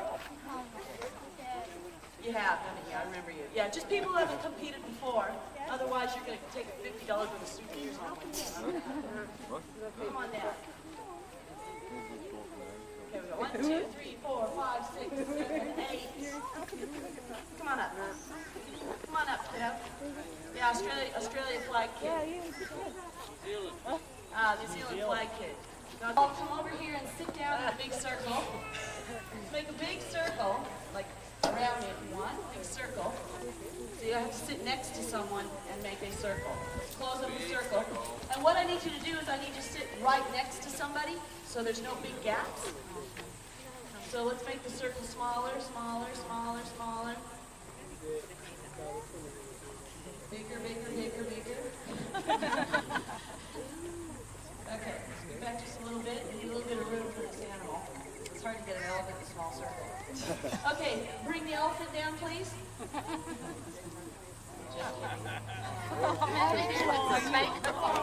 Oh, it is the snake. Oh. Oh, by the way, it's a snake. We're going to bring the snake down. This is Rosie, the boa constrictor. Rosie has never, ever hurt anybody. It's always the first time for everybody. Rosie is going to choose who she likes best. Now, you'll notice nobody has any food items. That's because everybody is a food item. She's not big enough to eat a person except Keep the circle closed. So let's get this circle going. We don't want her just to shoot off into the crowd and indiscriminately grab anybody. cheating. Coil her right up. Coil up, Rosie. Coil up, buddy. Be very gentle with her because I don't want to get her too riled right off the bat. I don't want to get this. Well, I go. This is the one she wanted to do, too. Ready? Here we go. Now everybody hold your position. You can yell out encouraging words like, come here, Rosie. So they can't hear. Oh, wait. She's sitting on somebody already. She's got to actually come into contact with you.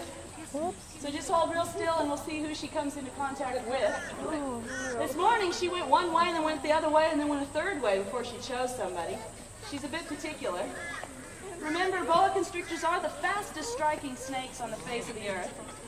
And they do hone into body heat and movement. So that if you're sweating or really warm, she's more likely to hone in on you.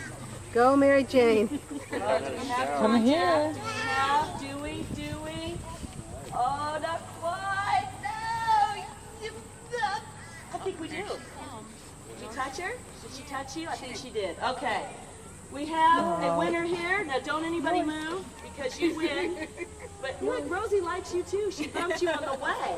That's an amazing. I've got something for everybody. Do you have a date? Valentine's Day? Is there somebody that you love? Do you want to be nice to your mom? Take her to dinner. Tara's Seafood Restaurant, I've got something for everybody. Hey, big round of applause for everybody who competed. That was great. Notice how none of these women down here were the least bit nervous. They were really happy to see those. And our next animal magnetism competition is at 12:30 at the camel demonstration. So we're going to be doing a demonstration at the barrels with foxes and camels. Directly after that demonstration, we'll do another competition. That's at 12:30. So for now, Rosie, thank you very much. Where's my illustrious? And about 1 to 4 people on average each and every year don't actually make it and die from a snake bite. Now when anyone dies for whatever reason, it's a terrible thing, but it's even worse when you do realise the figures that 95% of those people could actually say, just leave the snakes alone, they're not going to hurt you whatsoever. Now I can put any type of snake you want down there on the ground. You get a brown snake, a tiger snake, a taipan, a fear snake, whatever you can imagine. I can throw out in the middle of the enclosure or in the arena here, stand here all day long, and that snake would not be bothered by me. I could stand here, take photos, do a little dance if you wanted to. That snake would not be bothered by me whatsoever. The only way that you're going to get that snake a little bit hissy is if I impose on it, make it feel threatened, get up nice and close, the snake's going to go, hang on a sec, this thing's a lot larger than me, it's probably going to eat me. Run into any problems if you do those couple of things. I can't understand it when snakes get in the house or in the backyard and there's kids about. I can understand it to some extent. People automatically, protecting their kids or their families, go to grab the shovel. Even still, don't take the risk. It is really not worth it. Go, all right, got a snake in my yard. What can I do? Stand back from it. Keep an eye on the snake. Know where it is. Get someone to come down, watch the snake for you. Get up on the phone. Contact someone like ourselves. That's a white kangaroo. That was recently, they got that somewhere, and she said it was on TV already, but I haven't seen it. I'll have to look for that show. Okay. There's Charlie. He's now basking. Ooh. What? It wasn't in focus. Okay, bye, Charlie. Look at the camera. You ready? 1, 2,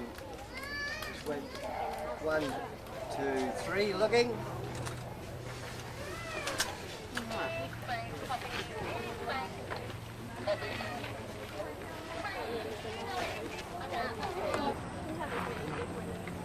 Just bring it down. 3, 1, 2, 3.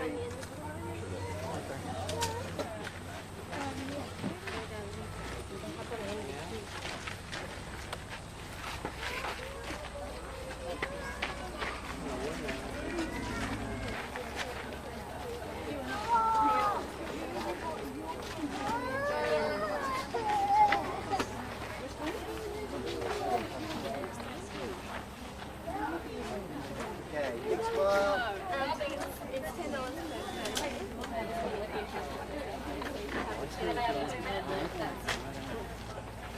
I don't know what these guys are trying to do. Maybe mow the lawn, but...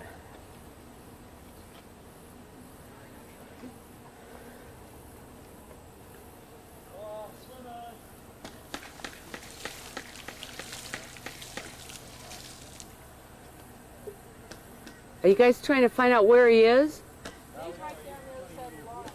What'd you say? For what? It's brave.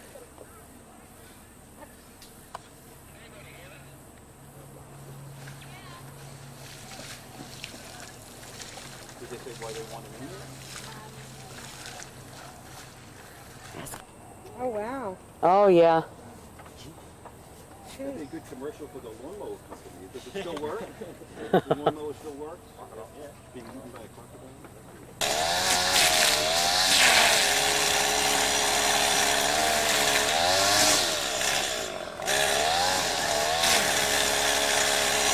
He does not want to get close.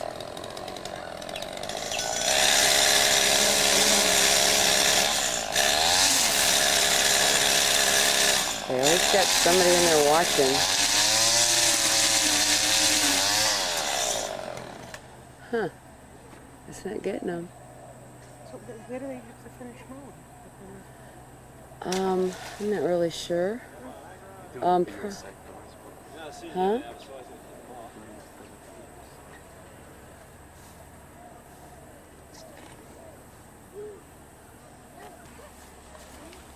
See, I would like to see him. That oh, he's something else.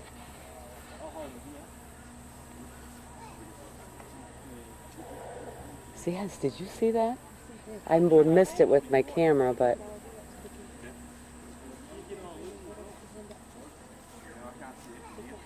Oh, yeah.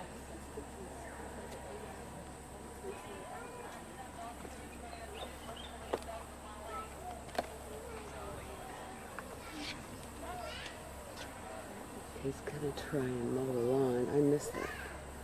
Where is he?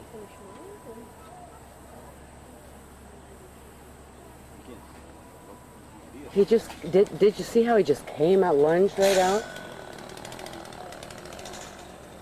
How long is it? How long is this one?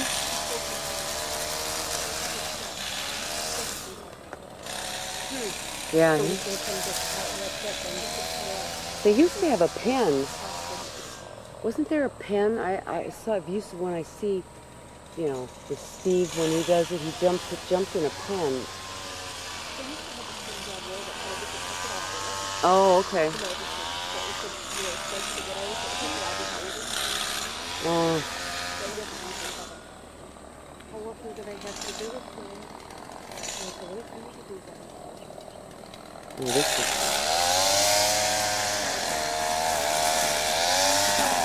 is this demonstration of him, is this better than the Charlie, or I think the best?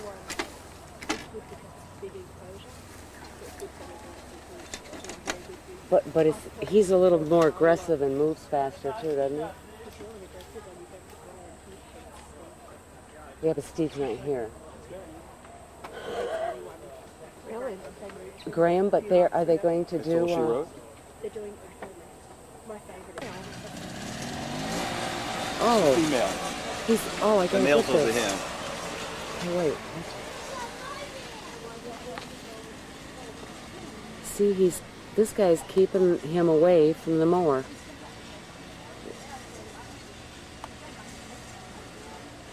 Wow.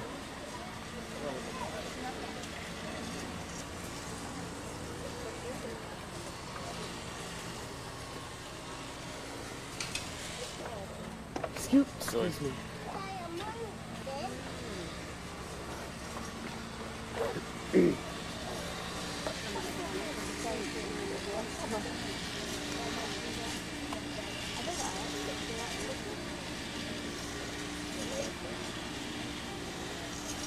And he's trying to do his job, and he's ready to run.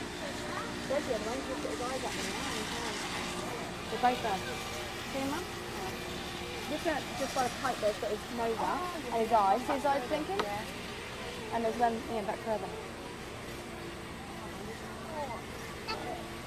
That's so big.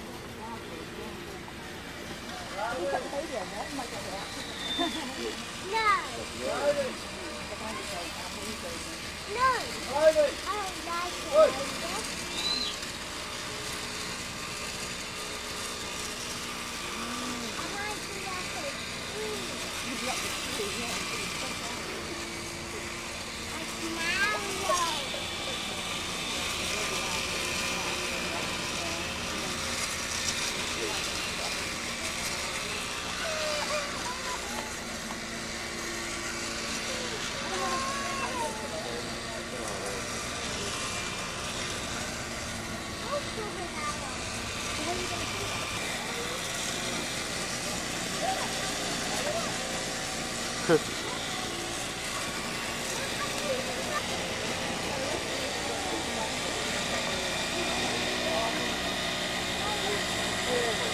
Start moving.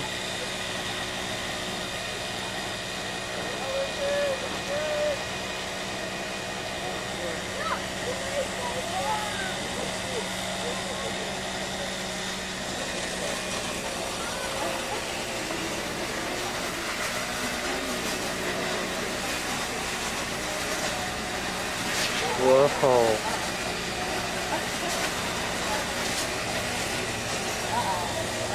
Oh boy. Oh. Oh. All this for mowing.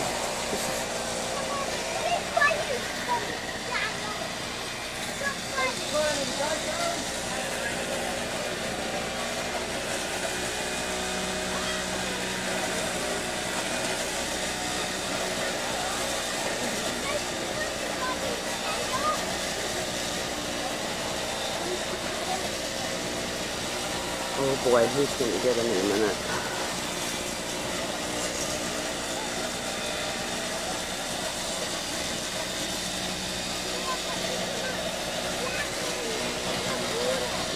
Yeah? Huh? Arrangements to get a shirt. Oh, really?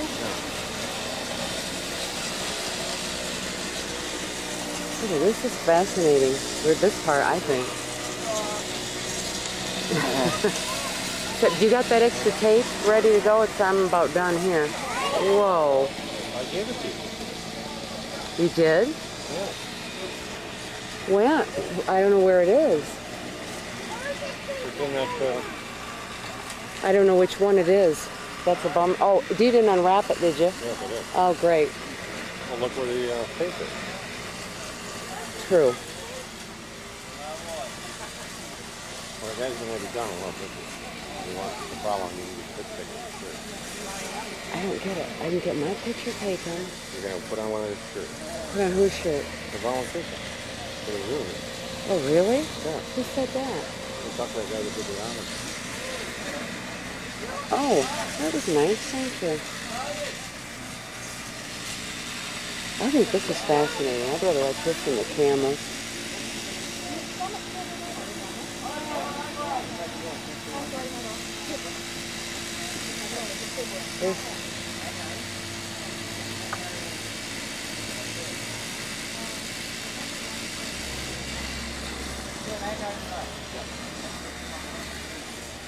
I keep this on because I never know when they're going to do something. Got 3 minutes left. Hey, do you want to keep taking this one? I'll find the other film. Just hold on to it. Where's the thing? What do you mean the thing? It's down here. I gotta go get it. I gotta find the other thing.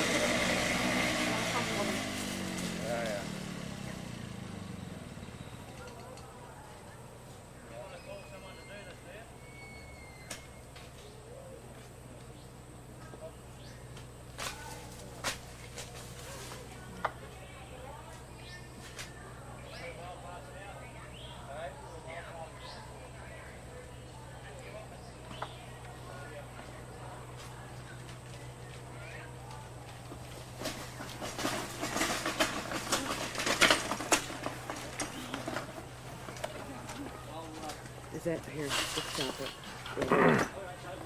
On it. So this is a new tape. Okay. But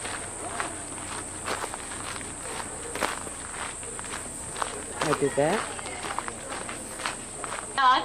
You stand back from the rail sometimes because she likes to give little love bites. She's only playing. So we thought we'd better get her a lovely friend because camels are herd animals. So we got her lovely Teela here. Teela's a 10-year-old female camel. As I said before, Dajara's 5 years old. Camels mature at 3 to 5 years of age. And she's actually a teenager. She loves having a race and can be a bit defiant, likes running around and a bit naughty at times like most teenagers. But she's a sweetie, really. Teela here's a 10-year-old female camel. She actually was an orphan as well. People had her over near Kaminya. And it was funny when she was a little calf, they had a big long driveway. She'd go galloping up the driveway following the car. But you can imagine when she grew into a great big camel such as this. You imagine Sequin would drive up the driveway to go and check. Maybe would you share one? Maybe there's some on the floor. Pick it up. No, too scared to get Watch out your of the head. car. So they brought her here and she's been Dajara's friend. All Now right, the camel is not Judy. native to Australia, it's been introduced. All No, right. it's a feral animal. I know. Whoops. Here's Jeannie and Dave waiting for her volunteer shirt. She can't wait. This Doc is gone to get it for her. And then she gets to put one on. Doc went in there where it says no entry. And he'll be out in just a minute with Jeannie's shirt. Here comes Doc with her shirt. I was a medic in the army for quite some years, and doctors, not all the medics in the army get fooled.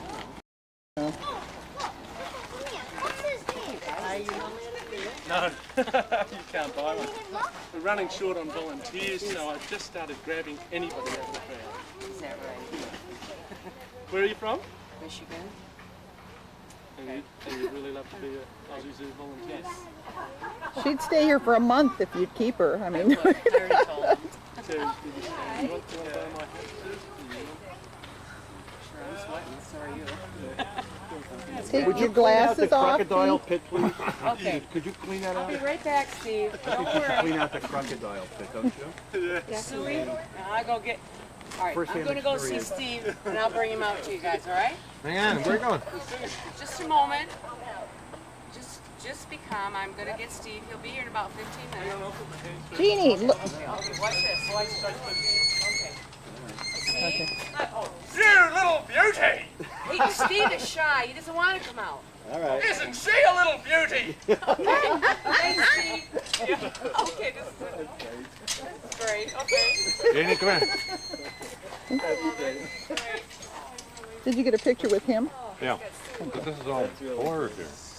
She would be the toast. What town do you live in? What Yes. Got that, Tony? He's still My filming. son? See, volunteer. Australia Zoo. Jeannie? There's your mom. Copy security. We've got another loony at the green gate. We're out now. Okay, as long as I keep your shirt. That's great. That's funny. Security troublemakers at the green gate. We've got her. Oh, that's great. Thank you. That is, You're very welcome. that is great. Thank you. You're very welcome.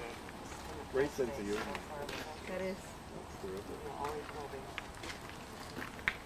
I'd rather unbutton it all. Yeah, yeah. What town do they live in? What town? Dearwater. No, what town do you live in? Detroit. Detroit, okay. No worries. So No you- worries at all. You now have the Great. Detroit branch Wonderful. of the Australia. Beautiful.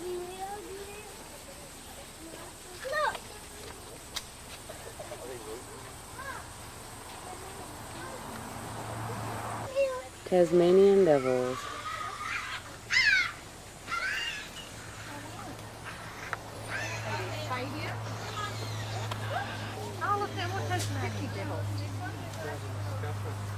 Meeting. Sorry?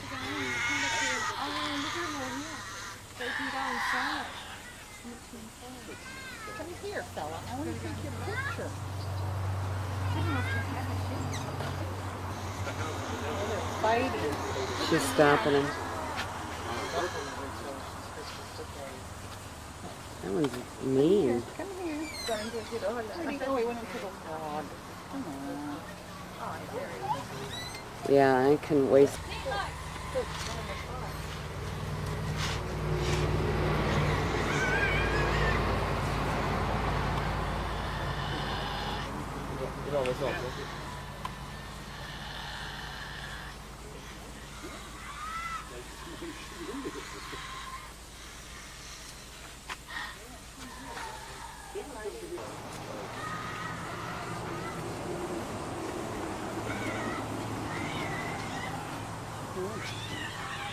He's trying to separate them. Listen to him. Sound like a couple of kids. Yeah. Go back on the other side, man. Yeah. They do. They look like they're going backwards. It's for these animals, you know? If you did it. They look like they're going backwards. Their back end looks the same as Right their there. front end. Yeah, maybe the.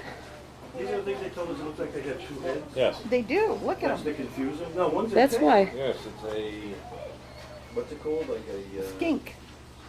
shingle back skink. And there's, it looks like it, yeah.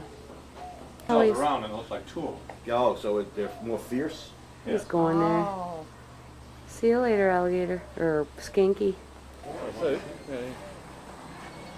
That's something. He's eating.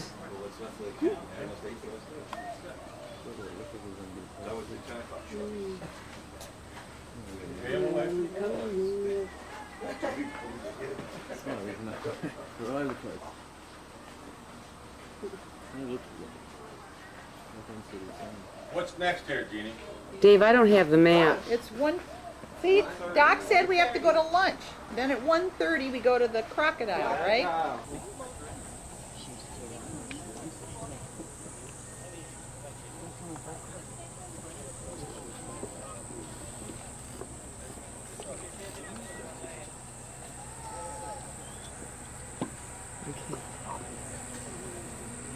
The other one's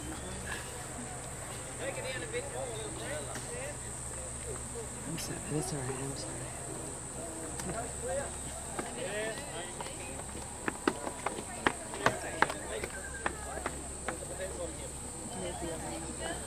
Let's go to Angel Time this one. I'm just You're right. hoping I'm getting it.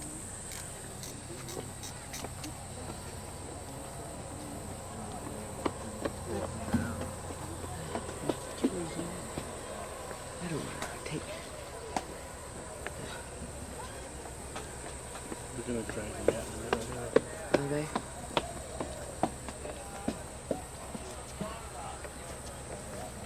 Sorry. That's Oops, all that's right. hitting your head. That's I didn't all right. notice that. That's all right.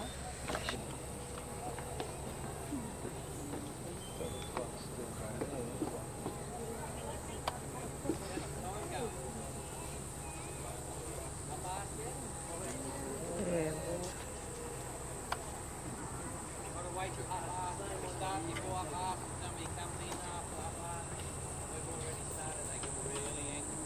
Right, fine, man.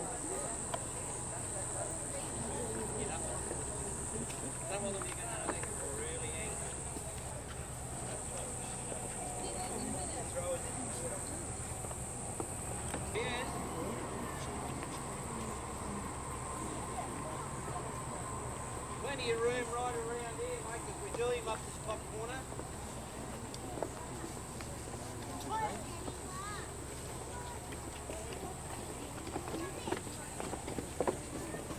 Hey guys, and welcome everybody over to our Crocodile Environmental Park. What we're trying to recreate here throughout the Environmental Park is a natural habitat of a saltwater estuarine crocodile. And saltwater crocodiles aren't just restricted to salt water. You can find them sometimes 500 to 600 kilometres inland in totally freshwater isolated waterholes. What we do in our demonstrations is show you how crocodiles operate, how they hunt, and how they strike from the water's edge. They don't do circus tricks, they don't get them out to wrestle them, they don't sit on their back, they don't put their hands in their mouth. These are wild animals. Both these crocodiles were caught out of the wild, and they are in a wild state.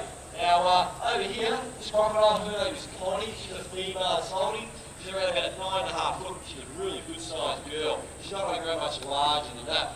Down here in the water in front of me, we've got Acco, her boyfriend, who's 16 foot, weighs a ton.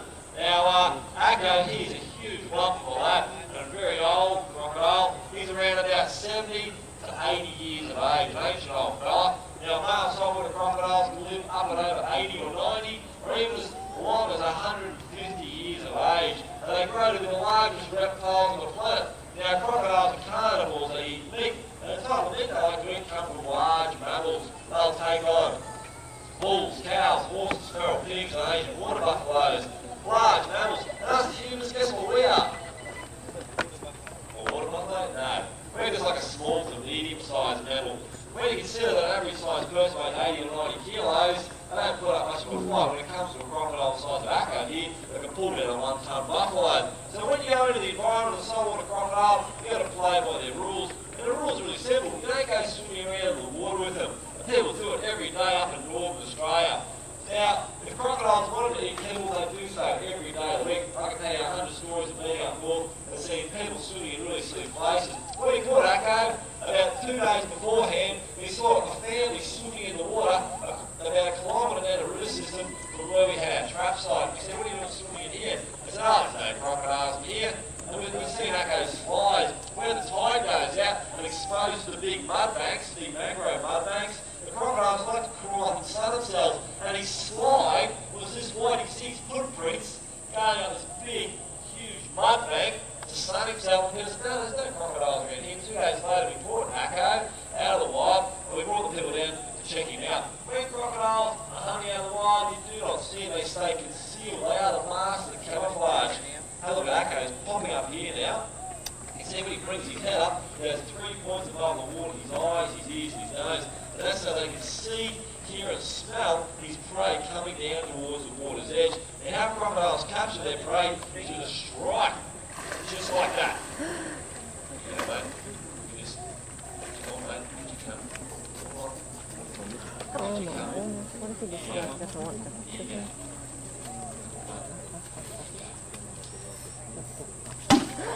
Oh my goodness. Bit out of practice today. Oh, mate, you good?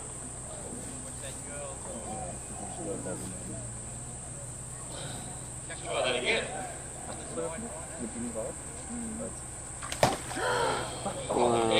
don't think he's looking at the food today for some reason.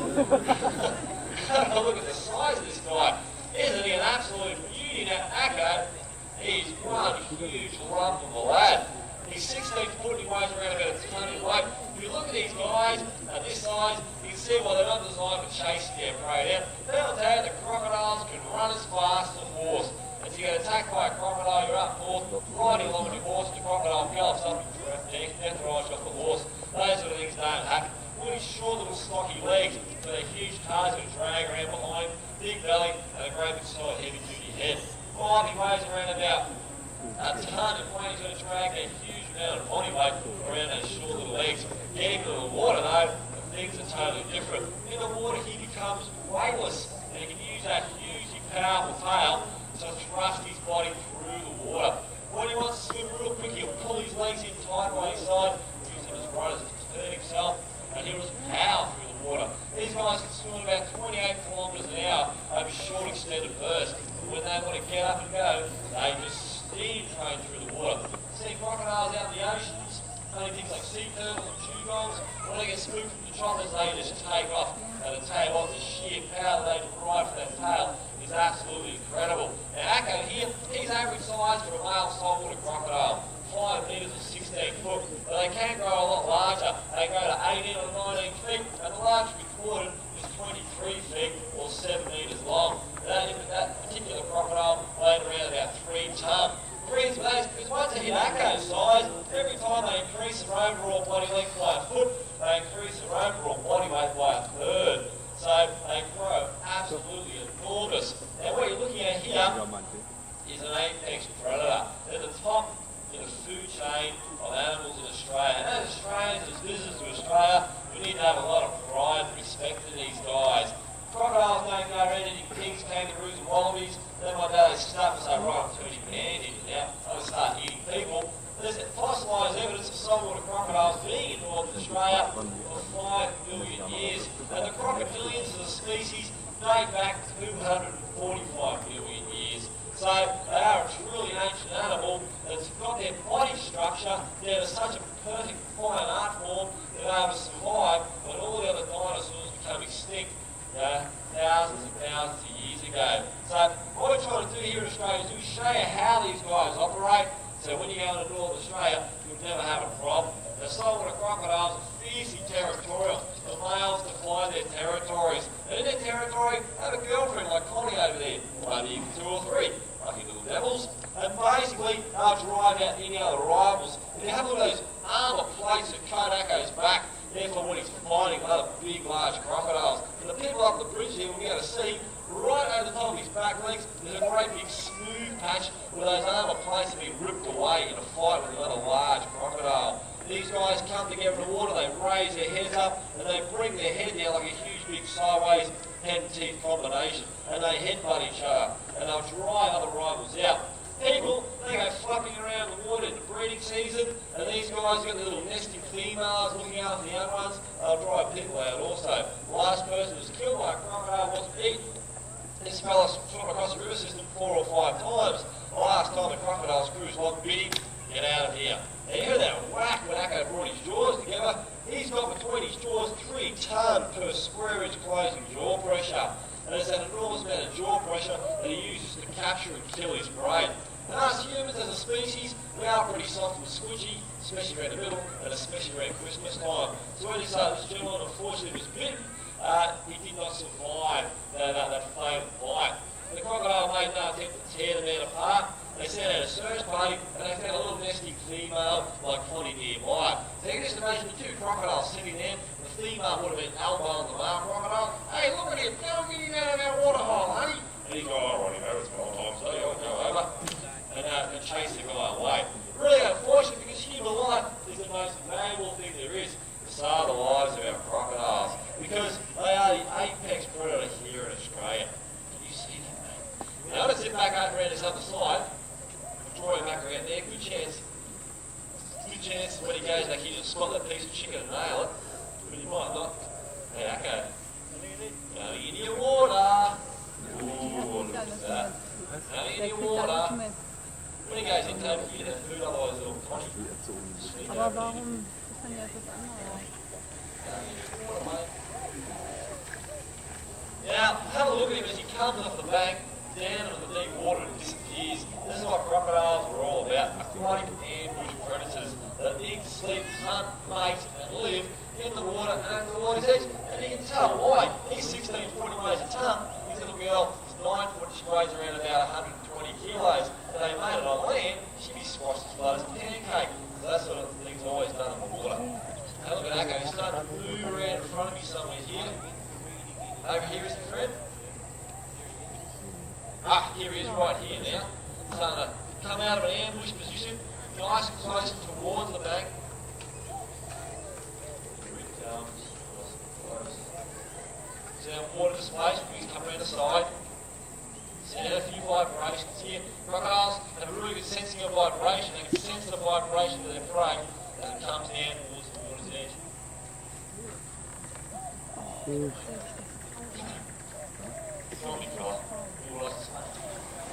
Yeah. Whoa. Mate, you are. I almost like that, yeah. There you go. Oh, yummy. How's that? Yeah, he's fell another bit in the water. No, if you can draw him over there, I'll see if I can get that bit out. Or better still, I'll draw him over here, and you get a bit of food.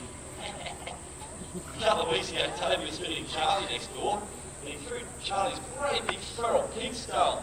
Now, we don't feed our crocodiles feral pig skulls, they're gross and rotty out, but all that bone is excellent calcium for them. And I'll Toby threw Charlie the pig skull, he's on just like I did, and the pig skull went down in the middle of his pond. I had to go searching around for it. Now, Toby's okay, splashing around a crocodile's water like this, it's like someone come past your house in the middle of the night and throwing a lot of rocks on the roof for a real infringement into your territory.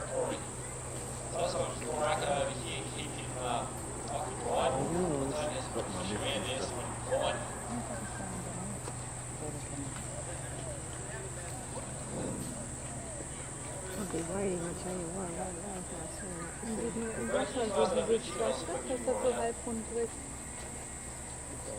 have him yet. Ski Bubbles coming straight in here. Here he is. There he is. Got him. Got him, Dave. Just kidding. Oh, you got it. Good. Yeah, mate, now. Come on, catch it up. Come on. Nice and slow.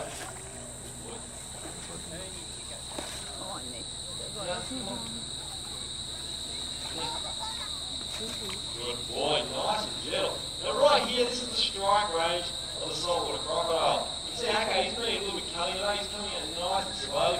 That's just that time that he puts on a really good powerful swing to the end and tries to take you by surprise.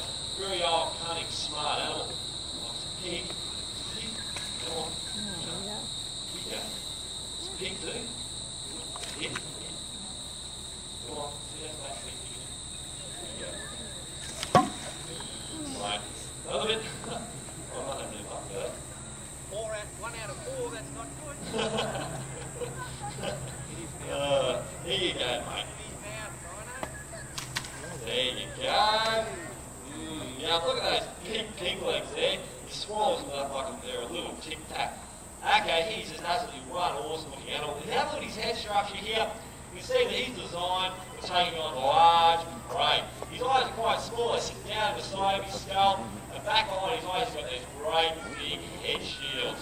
Those head shields are designed to protect his whole skull region, his eyes, so they can't be kicked or gouged out. People always say, mate, if crocodile grabs you, what's the best thing to do? What's their vulnerable points? Does anybody know what that'd be?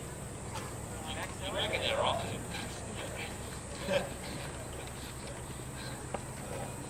People always say it's their eyes. You feel it with their eyes and eye gouging. Well, what crocodiles have is two big, thick leathery eyelids. So that when he grabs a hold of a prey source, he pulls his eyeballs back deep inside his skull. They're encased in bone, so they can't be kicked or gouged out. And crocodile the size of Acco, he grabs a hold of it, don't worry about feeling around his eyes, because I don't know how many feelings left. As I mentioned, between the jaws go around about 3 tonnes per square inch jaw pressure. Last, my Steve gave Acco a 40 kilo feral pig, and what happened was Acco was in a camouflage city just beneath the water. Now, when Steve comes to the feed Acco, you see a totally different demo. He just explodes out of the water. It's like a big steam train. He hates Steve. Steve actually caught him out of the wild, spent a lot of time in the bush trying to track him down. And Acco was sitting back all the time watching this guy. What's this guy up to? He'd be sitting down there underneath the mangroves with the weeds this whole time. Steve was in that area trapping these crocodiles. Now, the reason he's trapping them is because people were trying to shoot them dead. All these guys have been classified as problem crocodiles. And eventually Steve needs to trap Acco out and brought him back here to the zoo. So Acco absolutely hates Steve. So Steve had this 40 kilo feral pig. Acco comes exploding out of the water. Steve's gone, trying to pig to Acco. He held on to one of the legs. Acco's gone, whack, shut his eyes, pulled him back inside his skull. You can feel this great big thing in his mouth. And I was positive that he was thinking to himself, I think I've got Steve, no, you beauty. He's back down in the water 1 or 2 steps, and then just thrown his body into a huge death roll. Just twisted the pig out of Steve's hand, dragged it down the water, did this huge series of death rolls, swimming beneath the water, just drowned this food item. Then he grabbed the pig big body, brought it up out of the water, squeezed down, and the pig just blew it over it like toothpaste. You should have seen it. Great stuff, eh? Amazing, absolutely amazing stuff. And then he went about the next half an hour or so, ripping the pig apart. Crocodile's teeth aren't designed for chewing like ours, but chewing like a shark. Bring those teeth together so they interlock at the top of the bottom jaw, raise their head high up out of the water, and finally head shake. Whatever's inside their mouth stays there, whatever's outside their mouth simply tears off across the dotted line that those teeth have made. And they'll raise their head out of the water, swallow that piece, and go up, grab a hold of another section, head shake, and go about tearing the whole section apart. Now, I haven't said too much about Connie today. She's pretty quite well behaved. She's down here with Frankie, Salamander. You know what's good for her? Oh, what? Now, this is little Connie. Female crocodiles are very placid and very inoffensive, very quick to get out of your way. Have a look at Connie with her size out of the wild. She's not going to look at someone my size as a potential food source. She's going to eat small prey. She'll eat small mammals. She'll eat a little wallaby, a baby feral pig, a little dingo, something like that. She'd eat water birds, turtles, fish and crustaceans. And her size between her jaws, she'd have enough pressure to crush a turtle shell, no worries at all. The female crocodiles steer clear of people. The males, on the other hand, are very, very protective. Maybe the nerves that Akos to pull back out of the deeper water, he knows he's over here near his girlfriend, and he's not too pleased. Male crocodiles are so protective of their girls. The little pony, she's going to go back down the water. She's very, very quick to get out of your way. Akos, on the other hand, though, he's very keen to look after his girl. These guys just want to be mating, flat out. Sees how it's Valentine's Day. I'll tell you a bit about the crocodiles' social life because it is absolutely incredible. They do all these amazing courtship behaviours which you just wouldn't think possible of a crocodile. I think a crocodile Akos size, 16 foot weighing a tonne, if you wanted to make a pond, you'd go up and bite her a couple of times and wham, bam, thank you, bam. There's absolutely nothing like that. It's very, very similar to ourselves, guys, in that it's always on the female's terms. If Akos wants to make a pony, he's going to be nice to her. Buy flowers, chocolates, really sort of try and suck up to her a bit. And if Connie's in the mood, and it's really hot, humid weather, it really makes the crocodiles really get some going, excited, yeah, that's a good word to use. And then what will happen is the female crocodile will come down the water, she'll raise her head and go, oh, like that, see it works. And when Akos hears that, he goes, you, it's that time of the year again, what time of the day? This time of the year, and he'll come steaming over towards little Connie, and she'll swim up to him, raise her head up, going, oh, like that. Under next to these scent glands, she exudes perfume out over the water. When Akos smells that perfume, he's like, wow. That's like us guys, yeah, you smell your girlfriend or your wife, just put some perfume on, very alluring. Akos smells that perfume, he goes steaming over towards Connie. She'll stop, sink beneath his body, and blow bubbles out of her nose, all the way up underneath his neck, under his tummy, under his tail, and he just sits there on the top of the water, his mouth open wide, oh my God, he's been hanging out at this stage. And all these bubbles that are getting blown beneath him really get him stimulated, and then he's ready to go. And what happened is mating always takes place in the water, as I mentioned before, and if they mate on land, she'd be squashed. And so in the water, Akos will be over the top of Connie, she'll raise her tail up, he'll curl his tail around underneath, and prove around mating. Very amazing thing to see. We do have videos available at the shop, the kids, there are raters there around the back there. But basically, they're gorgeous, everybody can fall in love with a koala. But it's the crocodiles that are the most important animal in the whole of our northern ecosystem. Without saltwater crocodiles, you can't have all those lower water species. You can't have barramundi or mud crabs, agile wallabies, water birds like the jabberoos and the brogues. These guys cruise around and they eat the sick, the slow, the weak, the young, the animals that are unfit. All the animals that are left are very healthy. They're the fast ones, and they're the ones that will be able to survive the harsh environment of northern Australia. These guys have the same job to do as the sharks out in the oceans or the lions out in the savannas of Africa. If you wiped out all the big cats, all those large predators from the African savannas like the lions and the cheetahs and the leopards, you'd cause the extinction of all the gazelles and the wildebeest and the zebras over a slow period of time. You'd have all these animals that weren't fit in amongst that environment, and that's what these big predators are all about. Crocodiles aren't an even likely monster. If I could bring Akos out here and you're all paid to get your hands on him, you'd absolutely fall in love. But he's not an animal you can do that to. I tried, I don't even do it once. But they are an amazing animal. We need to sort of have a bit of an understanding of how these guys work. It's very easy. All you've got to do is stay on the water, back from the water's edge. You don't need to carry weapons in here, guns or knives or batons. We don't whack our crocodiles over the heads of waste. We give them a good deal of respect like they deserve. And that's what they do deserve because, they've been around now for millions and millions. Thinking we buy a little bit of something nice with her, but we have a little tummy, she's got all the nice stuff, hospital needs there, and the little girl. Tommy, she's what we call a blonde. See how wide and colour she is? It's actually the river system where she came. Pardon me? Me first. Okay, well the guys are getting ready for the next demonstration, which will be with the freshwater crocodiles. We're going to have another animal magnetism contest. For those of you who don't know what I'm talking about, some of the girls may be looking at Brian and noticing his animal magnetism, and yes, he is single. But besides that point, we're having a contest to see if a particular animal likes you. If they like you, you are going to win a weekend for two at Ridges Oasis Resort with a few extras like dinner and breakfast, and it's a really nice little package. Oh, I'm not talking about you again. Now, we've got a few volunteers, but I need a few more. And it's kind of fun because you don't know what kind of animal it is. So, you know, are you going to have to attract a crocodile or an elephant? Or she's just at where I'm pointing, at the northeast corner of the enclosure in the kangaroo area. I'll meet you there and we'll start our... Oh, look at that, Jude. Eat your heart out, guys.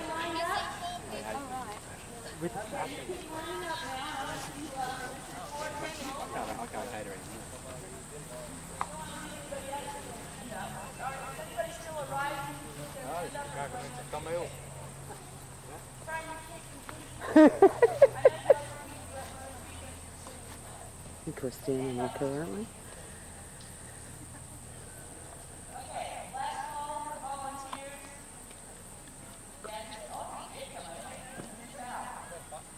Oh, Gino, you want to?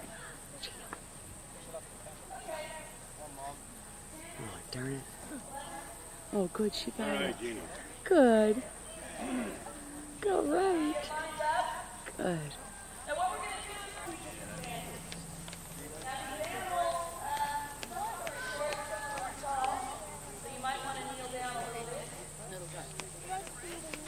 Some of them are.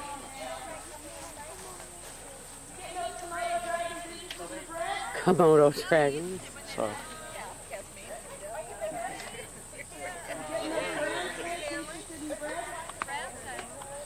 Do you need a piece of the shell? What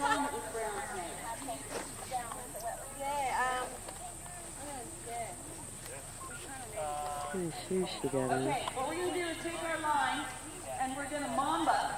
Mamba. All the way down here. Come on, we're going to move our line. Oh, yeah.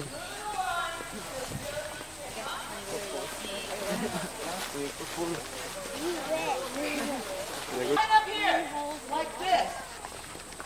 You lined up? Okay, line up. Line up. Everyone try to look really cute and sexy and animal-y. There you go.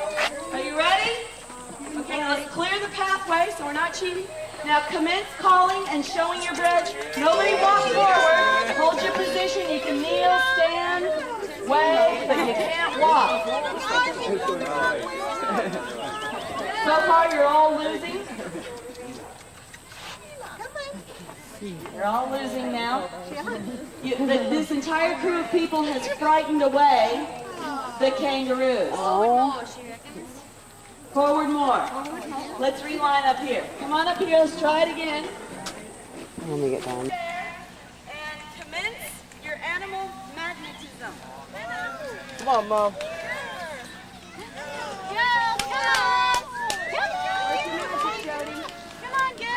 You can see why we have Jody Her as good. animal wrangler, because she's really good with them. Here, let me give it a go. Uh-oh. Uh-oh. Here comes one. The giant white rabbit is on to you. She's looking. She's thinking about it.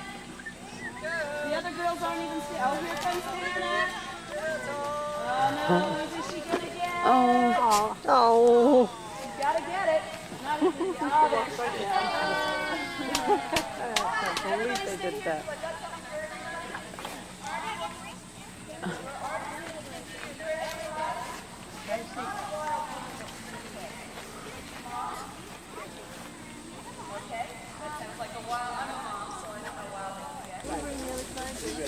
I'm going to go get the other ones. Oh, okay. The other ones that don't. Well.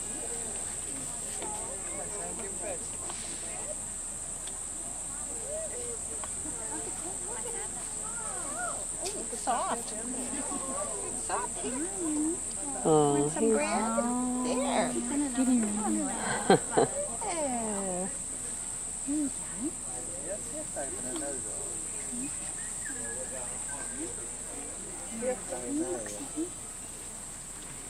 I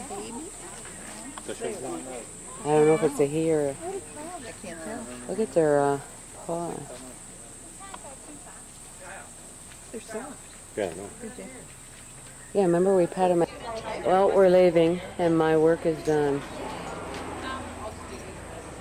The second.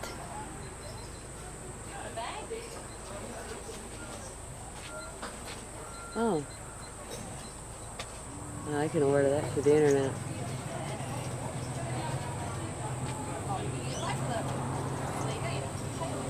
Okay, bye. I wish he was here. Okay, that's the sign out there. And then he's got this. And they're doing some kind of construction. Okay, bye. I'm just glad that now I know what it means. What? That is pleasant. See, look at over there, Gigi. Oh, you are looking. Yeah, I'm kind of getting it. Those are neat shaped. Hell, they look like, maybe they're big termite things. That's the one thing she didn't point out that I was surprised. The termite. See those stamps? Oh, yeah. Those mountains back there? Doing the fine job. That's the Glass House Mountains. Yes, it is. Oh. He's done it. Those are huge.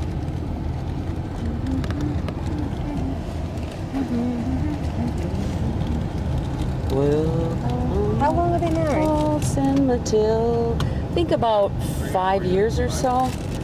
Not real long. Okay, we're leaving Steve's. My day is called. Golly gee. Pineapple field. Goodbye. Oh, How long pineapple does it take field. pineapple to grow? Months, probably. Oh, that's good. I think the slices take longer than the chunk. What? I said we have no hope. Traffic light. I'm going to open this.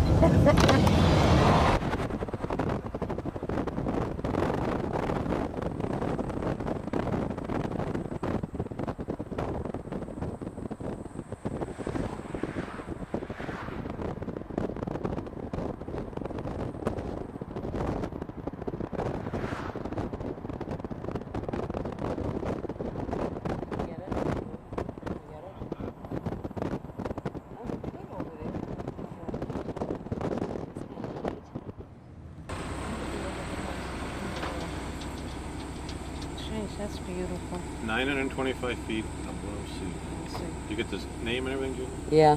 Let me just see if I can. Okay, wait. Those are pineapples. I never realized Australia grows pineapples. These are all pineapples growing. Them, though. There may not be any Okay, market for them to see it. Can you get? I don't know.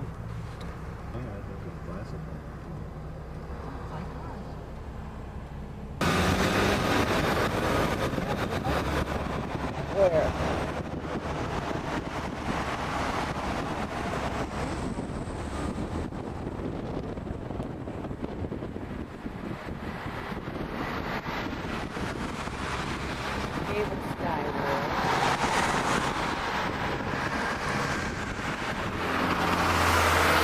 And we're gonna get gas.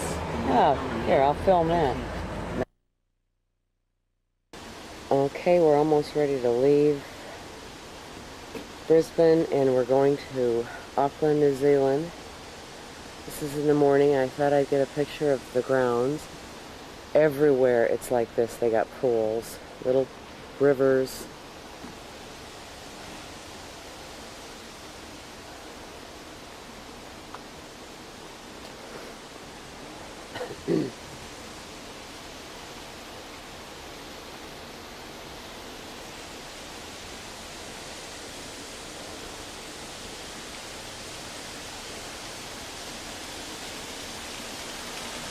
Oh, it's fun, Megan.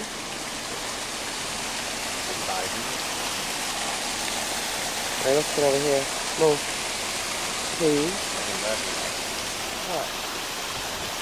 Okay, just a sec. Oh, look at that. And then there's... I mean, everywhere. It's just beautiful. And there's another swan. That would have been nice. Right off the deck, they have this little wading pool on the bottom floor. We didn't have one.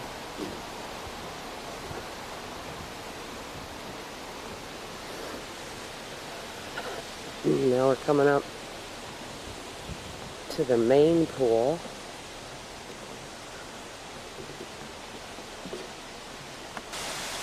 Look, this is some more on the other side. It just this thing winds around everywhere. Another one of those. Beautiful sago palms. Oh, this is beautiful.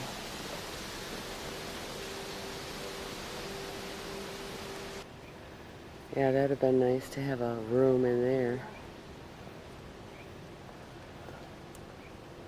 So nice.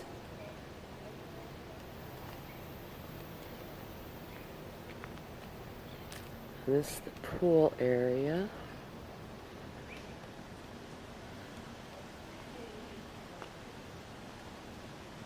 Here's the pool area. That's where I think Jim and Garth spent most of their time, here at the pool bar. They probably sat on those stools there.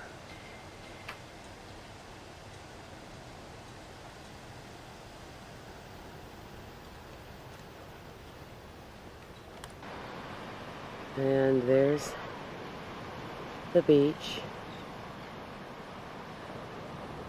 And a lifeguard.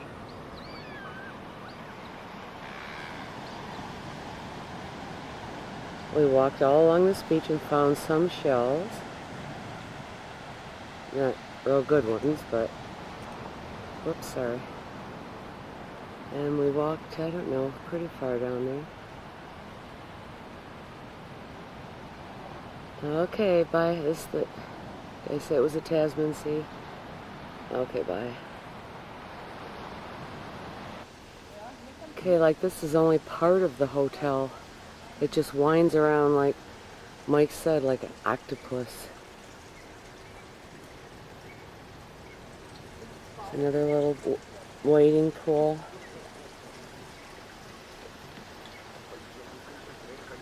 Oh, what is that, David?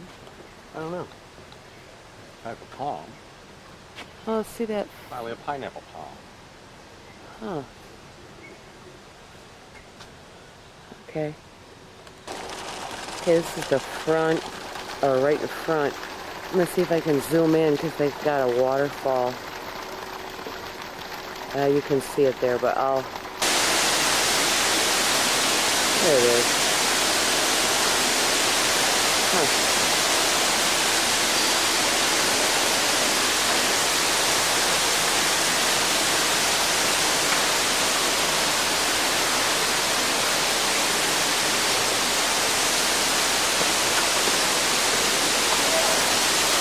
We're going up to our room for the last time.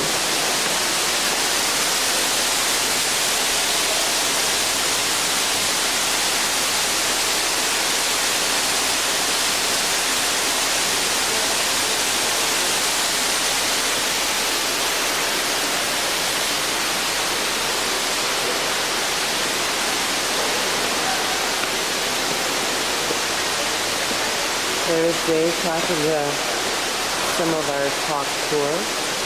They're in video.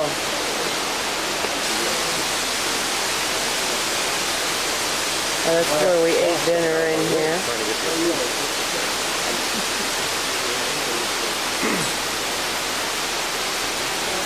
Let's move along. Okay. Oh, there's Jim Ferguson. Good morning. Good morning. No, Jim, I'm taking, I thought I'd take a video. There's Mary. Yeah, taking a video of some of the restaurant. There's some, that's just the tapestry on the wall, I'm sure. Oh, who cares? And these are all over the place. They're just... Yeah, I know they're real. They got them everywhere. Okay. I don't smoke on the floor. There's Judy. Come on in. This is their room. Are you all packed? Yeah. We'd show you the bathroom, but somebody's in it. So, Oh, you don't have a window. Here, a view that isn't a view. Well, that's nice. That's pretty. Yeah, but you don't see anything. So this is their view. Just see there's water everywhere. I just love to walk around these things, and they got fountains and, you know, this is really pretty here. Here we have company. Yeah, open the door and I'll go in there. Is he in the shower? Huh? We're going down the hall. Did you brush your teeth? A good boy. I got it right here. Good boy. Oh, yeah. Look at this. Good for the ivory. Cute little deal. Oh, he's here. going to keep it. Oh, there you go. Already took one. For my teeth? For my teeth? Oh, I don't know. Are you saving all the little shampoo-y things? Oh, we took in all it? the light bulbs and everything out of here. Great. Are you out of your room? No. No, we just got to go get our stuff. Okay. David in this damn thing. This is their bathroom. It's kind of longer and narrower than ours. I'm sure I took one. Here you And same kind of tub. It says on your passport. And it doesn't say David. Does it say David Garfield?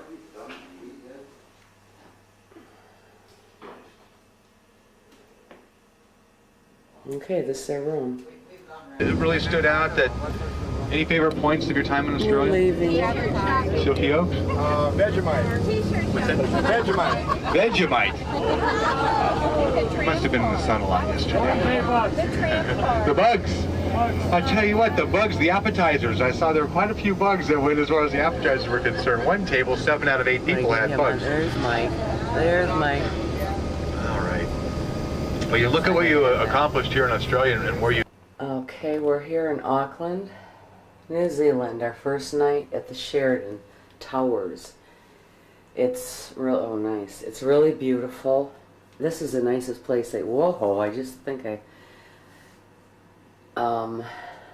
can't really, I don't have any, it's a really nice place. Look there's even a plant in the corner. And then over here, this is all, they've got a comb. They've got everything for you. What's that say? Okay, that's normal. And it's the bathroom. It's just a bathroom. And when we had a wonderful dinner. Tonight was excellent. And when we got here, Dave's going to go to the casino later on tonight.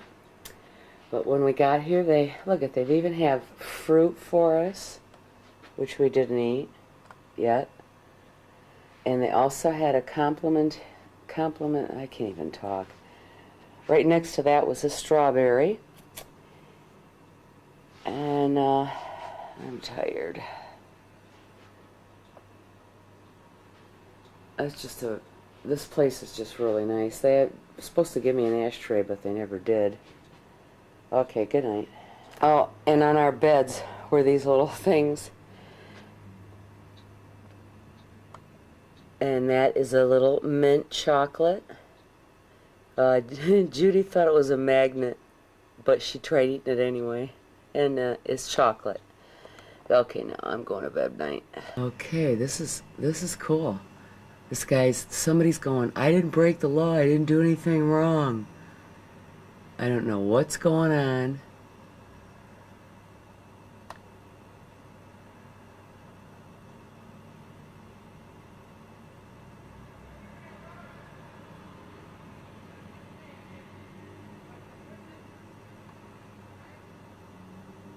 Oh, this is great, man. I got my own show up here. Whoa, that guy's drunk. This is cool, man. Can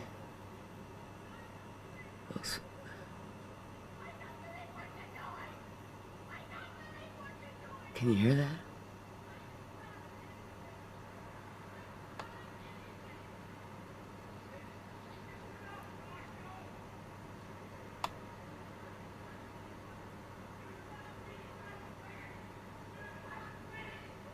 He's drunk.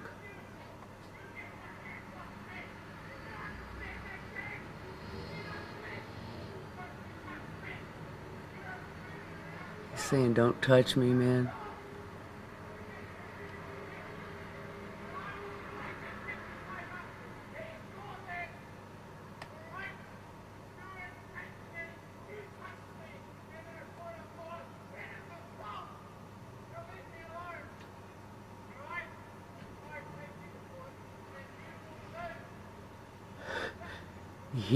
He's yelling because he touched him.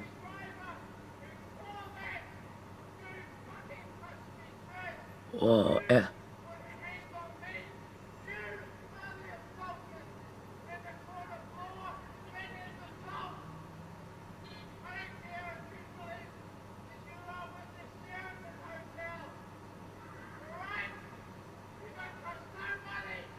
You don't touch nobody. Okay, I'm gonna have to pause this. I'm gonna wait till some blood starts happening. Hold on. Well, they just finally left.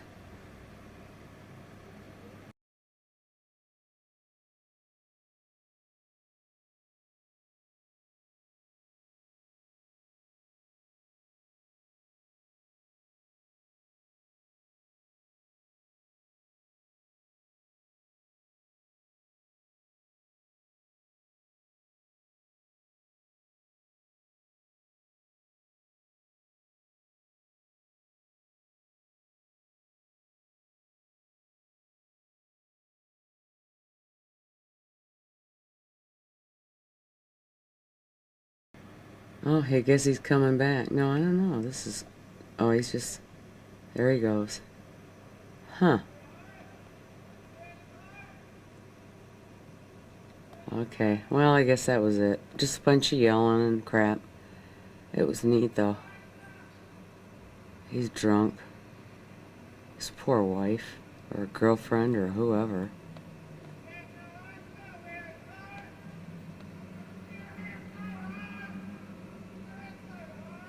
Okay. Good night. Area. Comes off. As we do make the turn here, I want to point out a building. Well, you can probably see it right now. It's a two-tone building. It's right on the water, and you'll all see it as we make the left-hand turn. And that's known as the ferry building. That's the ferries that run across Waitemata Harbor, basically from here over to clear the buildings. You can now get a good view out towards Waitemata Harbor. As we come along the harbor, these trees on both the left and the right-hand side, about 6 weeks ago, they were all flowering. They all flower. It's a flower similar to a bottle brush. This tree is known as the Pohutakawa tree. It's also referred to as the New Zealand Christmas tree, but Pohutakawa. As you look to the left-hand side, you can see two knobs, two little volcanic cones there on the left-hand side. That is a little town called Devonport. And Devonport, according to a couple of the guidebooks, Devonport is to Auckland what Sausalito is to San Francisco. Okay, so that's in a couple of the guidebooks. Off in the distance, shrouded in fog, is another island out there. It's called Rangitoto. That's another extinct volcano. It last erupted about 600 years ago. And just behind Devonport, to the left of Rangitoto, that leads you out into the Hauraki Gulf. And out there, that is where the America's Cup defense took place and will take place again. So the ships in downtown went around the point quite normal here 15 years ago in downtown Auckland. They jotted down the license, but then they soon found out about the bombing of the Rainbow Warrior. They notified the authorities. Because of that little information, they were able to capture the two of the French agents that were involved in the Rainbow Warrior incident. And we'll talk more about that as we progress. We're just a couple of minutes away from Kelly Tarleton's underwater world, so I need to mention a couple things about it. He was a diver, he was an explorer, and he wanted to open up Antarctica, a lot of the items used for Antarctic exploration. Then you're going to come down, you're going to actually be boarding a vehicle. We're actually going to go right in here. Here's our entrance. Below the street here, and you're going to come out that building over there. That's where this coach will be parked. It'll be parked on the other side over there. Now, what you're going to do is you're going to board these little vehicles, and it's about an 8-minute ride, actually right next to the penguins. It's a much cooler environment in there, but you're going to be in these vehicles which will keep you nice and warm. And then what's going to happen when you get out these little vehicles? This is in the penguin area.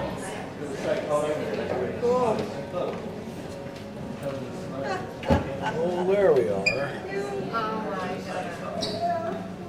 They are so cute.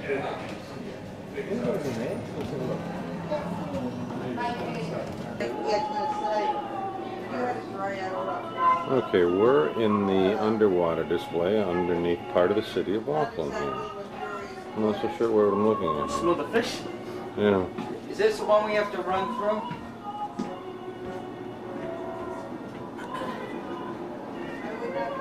Gotta remember not to move fast, because nothing is focusing.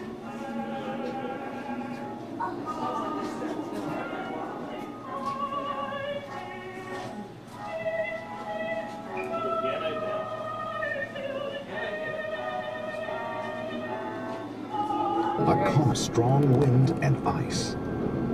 The disorientation and extreme cold mean that your only option is to stay in one place. The road in Auckland, going on an Antarctica display. These conditions were the ones in which Captain Scott and his companions spent their final day. Stuck inside their tent, they ran out of food, only one day's walk from their next supply depot.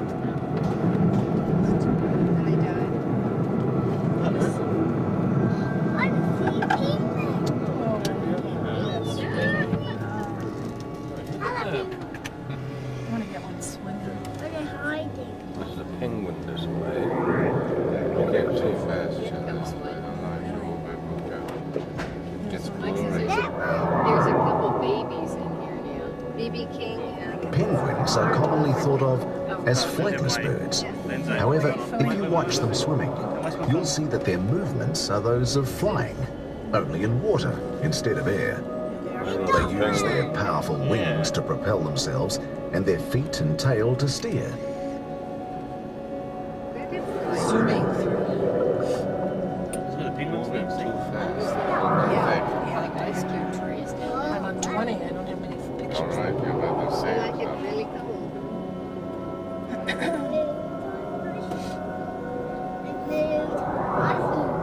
Ellie Tarleton's manages its own breeding program, which has been highly successful. That's a species. Our penguin enclosure simulates the subantarctic in both lighting and temperature, and we produce 2.5 tons of snow for our penguins every day. The penguins are fed primarily herring, salmon, squid, and krill. Swimming in extremely cold temperatures means that waterproofing is essential to prevent water from penetrating through to the penguin's skin. Oh, this is cute. When on land, penguins spend a great deal of time preening, spreading a waterproofing oil produced in a gland at the base of their tail all over their feathers. They are kept warm by a layer of fat or blubber and by dense and numerous feathers, up to 30 per square centimetre, more than any other bird. Bones here. Our penguins carry out normal life patterns, which are perfectly timed with those occurring in wild penguins, including breeding. At particular times of the year, rookeries and nesting material are placed in the exhibit so that penguins can begin coupling and laying eggs. The physical advantage of the krill-rich waters. Penguins feed on the shrimp-like krill, as well as squid and fish. Penguins are in turn eaten by leopard seals. But the ultimate predator in Antarctic water is the orca whale, from which not even the much-feared leopard seals are safe. Pretty big. Massive. Which in turn feed larger animals in ever-increasing circles, leading to the orca whale. However, some large animals, such as the minke whale, bypass this chain by feeding directly on krill.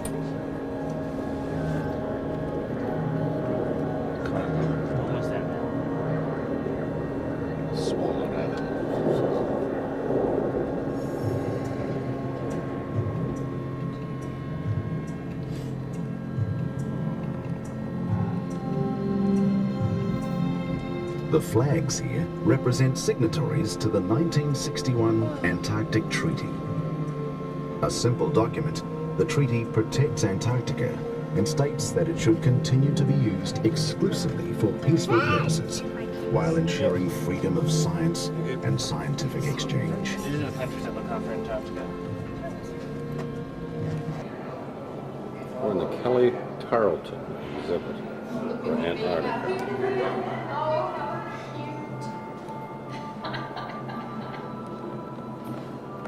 Look at the little baby. They're so fuzzy. They have just these little pink feathers, just what you like that.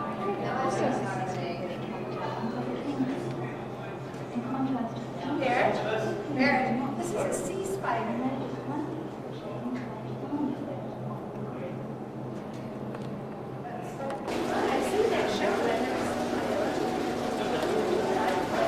We're in the seahorse display.